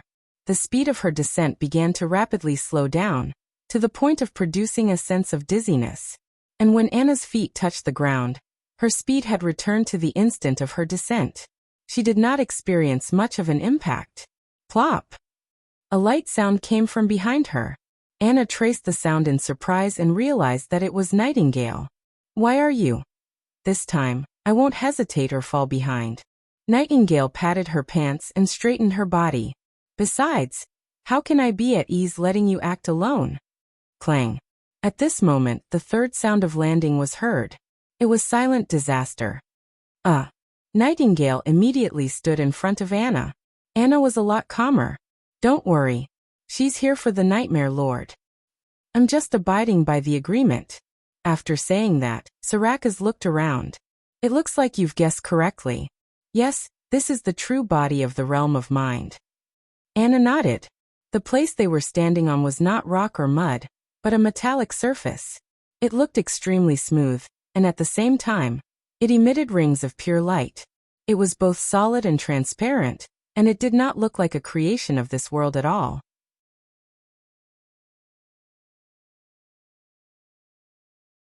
Chapter 1499.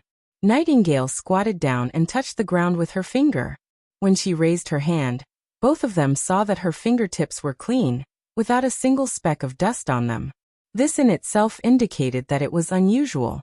If the Battle of Divine Will was repeated, the Radiation Tribe would definitely not be the first to attempt to explore the bottomless land. Regardless of whether it was a slip or a deliberate jump, there would definitely be traces left behind, not to mention the natural rolling pebbles and mud. Over the long years, this place remained brand new, so it could only be assumed that someone was constantly cleaning the bottom of the sinkhole. "Hey Vendi, can you hear me?" Nightingale took out the sigil of listening, but there was no response. "No. It seems like we've exceeded the communication range." "Even if we haven't exceeded the range, it might not work," Sarakas said concisely. "If God doesn't plan on letting anyone leave with the secret, it shouldn't be difficult for him to block all transmissions." "All right." She shrugged. "What should we do next?"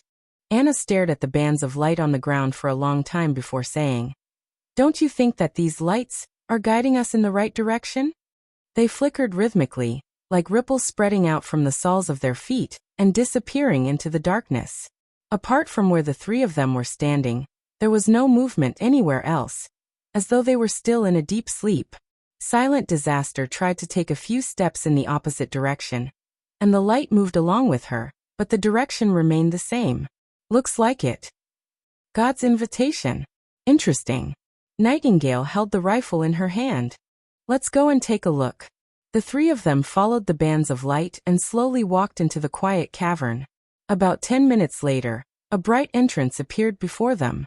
Compared to being unable to see their own fingers before, the rest of the journey was undoubtedly a relief. After all, no one liked to walk in a strange place shrouded in darkness and not knowing where the end was.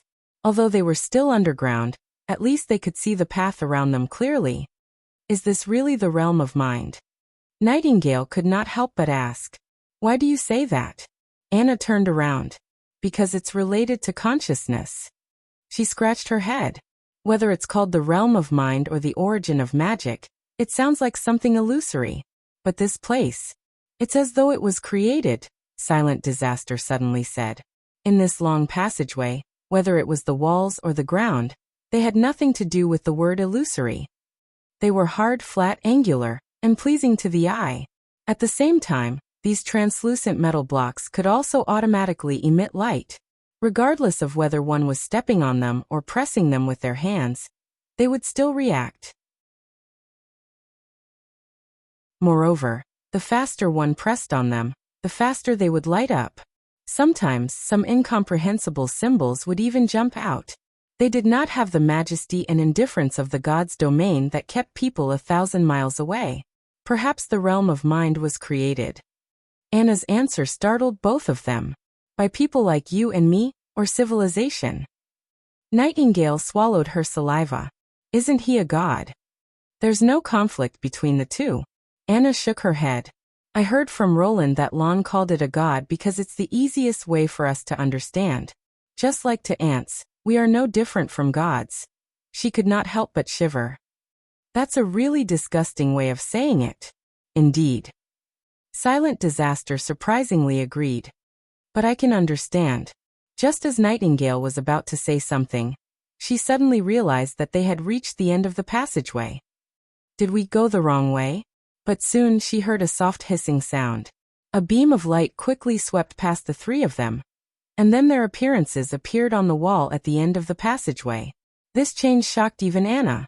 But before the three of them could react, the wall quietly turned into countless hexagons and disappeared. A huge ring-shaped space suddenly appeared in front of them. Its edge was a circular track, and the center was separated by a transparent glass wall. Through the layer of glass, they could clearly see an astonishingly large sphere spinning below, and the sphere did not seem to be a physical object, but a fluid made of electricity and light. Countless lightning bolts shuttled up and down the wall, each one like a bolt of lightning that pierced through the sky. Even though there was only a layer of glass between them, the entire space was incomparably silent, as though the intense changes inside had nothing to do with the outside world.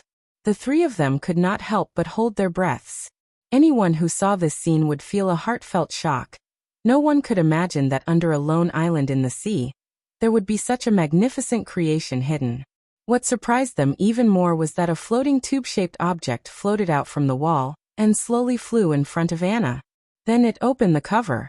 No matter how slow they were, the three of them already understood what it meant. Silent Disaster and Nightingale looked at Anna together, waiting for her to make a decision, and the latter stared at Roland for a long time before slowly releasing her hands. Under the guidance of Blackfire, Roland, whose eyes were tightly shut, was placed firmly into the tank. Then the cover closed, and the tube-shaped object floated back to the wall and embedded itself in it, as though it had disappeared into the wall. Did we succeed? Nightingale muttered. I don't know. Anna replied softly. But at least we have accomplished our goal. All we can do now is wait. The darkness of the starry sky gradually faded, and white light filled their vision. In this infinite whiteness, a long staircase appeared beneath Roland's feet. This time, there were no snowflakes, nor was there a familiar ceiling. He looked at the other end of the path, and saw that the staircase was connected to a flat, empty space, and other than that, there was nothing else. So that's it. He finally understood why Lon said that when the erosion channel appeared, he would naturally feel it. The difference between the two worlds was so great that only a blind person would not be able to tell. According to Lon, there was a high chance that this was the divine domain, but he was unsure if it was Epsilon's astrolabe that provided the final expansion of the dream world, or if the expeditionary army had successfully completed its goal in reality that allowed him to arrive here. But it was meaningless to think about it now. Roland took a step towards the staircase. The journey wasn't long, and it didn't take long for him to reach the empty space. In the middle of the empty space was a unique throne, and a masked figure was sitting on it. The entire scene was extremely simple, a far cry from the divine domain he had imagined. Roland had previously imagined that God would create an extremely glorious and dignified hall to take him down a notch, but he never expected the other party to be so simple. He was momentarily at a loss as to what tone he should use to greet him. You are God. In the end, he chose the most stable way to start the game. If the other party was an oracle or a guide, wouldn't he be making a fool of himself? You can call me that, child. However, it immediately agreed. But I prefer another way, omniscient custodian.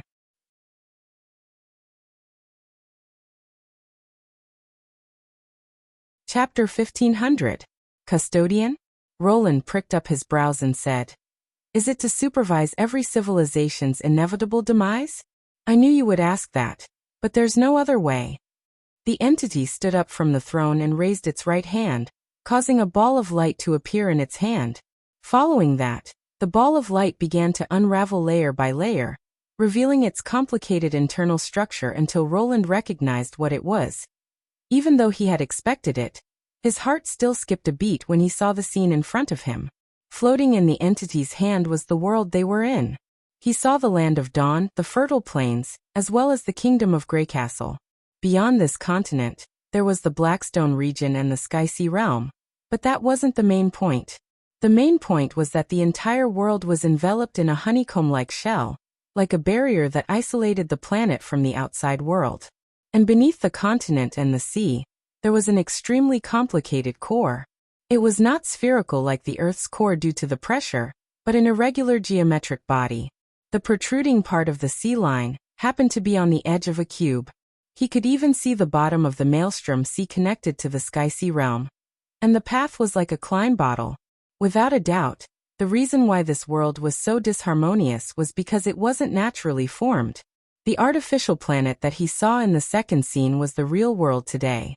The clouds, the sun, the moon, and the celestial bodies that people observed were all projections created by the barrier. And in the real outer space, all Roland saw was dead silence. "You are that pair of eyes." In an instant he suddenly understood many problems. The god sighed softly. "I do not know what information you have obtained, but it doesn't matter. Time is a unit that can be long or short here. I will satisfy your curiosity, and then destroy you." As expected of the words a custodian would say. It's just like how students don't need to attend classes or pharmaceutical companies don't produce drugs. Roland calmly spread out his hands. Regardless, he now represented humanity, or rather all living beings in the real world. Even if the other party was a god, he could not admit defeat. "What I want to ask the most is, why is there a battle of divine will? What do you want? I thought you would start with a small problem." "Fine." It retracted the ball of light in its hand and raised one hand. Soon countless screens appeared behind it, and together, they formed an eye-catching wall in this white and flawless space. Roland discovered that the contents displayed on the screen were all kinds of life forms. Project Gateway was a success. It was almost the same as the calculation. With the cooperation of many civilizations, this universe was finally torn apart by gravity, and an extremely tiny crack appeared. However, Project Gateway was also a failure. The influx of energy from another domain destroyed the vast majority of intelligent life, including the creator of Project Gateway. Is this the scene at the end of the third act? Roland recalled that extremely sad feeling again, as if he was connected to all the civilizations that had participated in the plan at that moment. That's right. This energy is what you call magic power. It is neither light nor heat. It is neither a particle nor a wave. To put it simply, it comes from a space that has completely different rules from the universe we are in. Physics and mathematics are meaningless in the face of such energy. Almost instantly, its influence changed the entire world. What is on the other side of the crack? Roland could not help but ask. An accurate description does not exist because no one has yet crossed that distorted membrane. However, according to analysis, there are basically two possibilities. One is the universe that envelopes our universe. This is also the easiest inference to understand. At this point, the voice of the other party became ethereal and ethereal. A new singularity can be born inside the universe and explode to form a new universe, producing a completely independent set of rules and constants. Therefore, even if our world originates from the universe outside the membrane, it does not mean that life or matter can pass through it unimpeded. The second possibility is the gap zone between the multiverse. You can think of it as a pot of thick soup, and we are the rising bubbles. It appears, expands, fuses, breaks. Of course, the truth is much more complicated, but that is already beyond the scope of your understanding. Alright, let's get back to magic power. The corner of Roland's mouth twitched. You previously said that it had destroyed most life forms, but now it has become the norm in the real world. Isn't this contradictory? If humans were the chosen ones of the universe, that would be too unbelievable. Magic power has a very unique set of rules.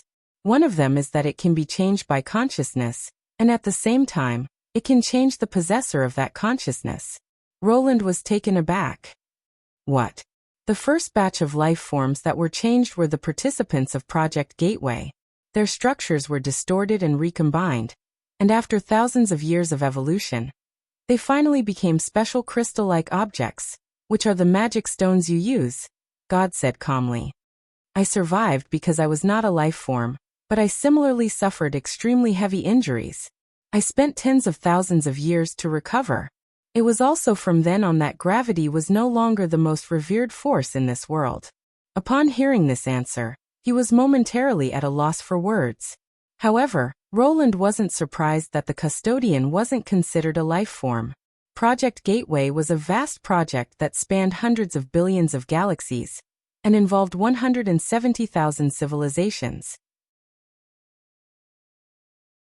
To walk on the correct path over such a long period of time, it was impossible for the coordinator to be a single life form or race. It had only appeared because of this project. Following that, the cradle was created.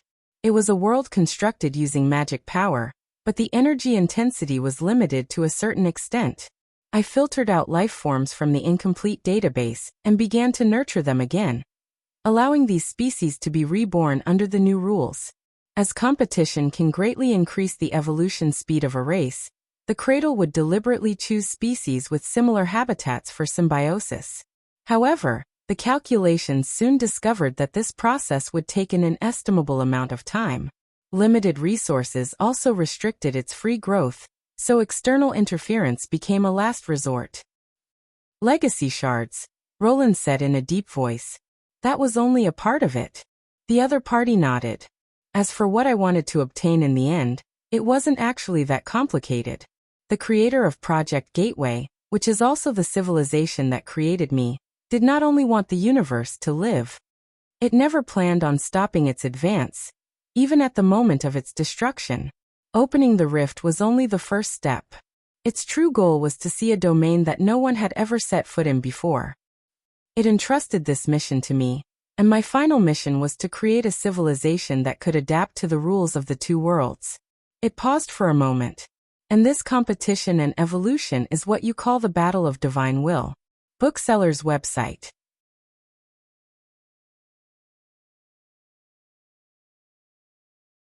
Chapter 1501. This time, Roland was silent for a long time.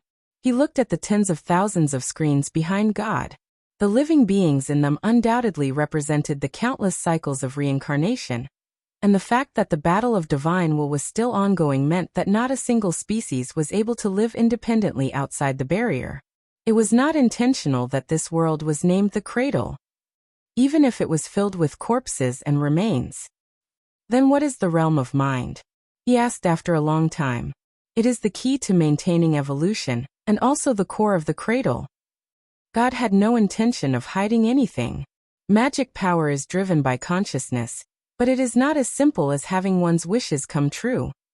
After countless generations of evolution, it can gradually be used by life to a certain extent, and be converted into energy under the laws of this world.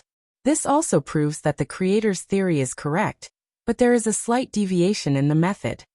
A slight deviation. Roland fell silent. Probably no one would have thought that just by thinking, an action that could not be seen or touched, could achieve the true meaning of entropy reduction. This was probably the most inconceivable aspect of magic power. The use of magic power is still inseparable from methods and calculations, but it is not compatible with the mathematics and other laws of nature that we know. If I had not been changed by magic power, even understanding its laws would be an extravagant hope. He stretched out his finger and waved it, and the screens behind him immediately converged into one. On it, countless pillars of light shot into the sky, and after being refracted by the barrier, they converged in the bottomless land. Over the long years, the cradle discovered that even through the battle of divine will, species need to go through an extremely long period of growth and understanding, even if they were born in an environment of magic power. To speed up this process, the realm of mind took over a portion of the conversion work, so that they could quickly increase the amount of magic power they could use, and this magic power would in turn transform their bodies. So those pillars of light that are known as keys are actually pipes, used to transmit data? Roland asked. Pipes isn't accurate, because they are the magic power of information itself. The realm of mind will complete the verification based on the user's request and expectations, and then transmit the results back. This allows species to grasp the method to control large amounts of magic power in an extremely short period of time, effectively shortening the growth period. So you know all the changes in the cradle, Roland said in a deep voice. That's right. This is also a necessary measure to ensure the normal operation of the system. So that's what happened. Some of his previous questions were finally answered at this moment. For example, why some witches' beams of light were obviously thicker than others, even if the former's ability did not seem to be very strong. That was because it had nothing to do with the power displayed, but only with the degree of complexity.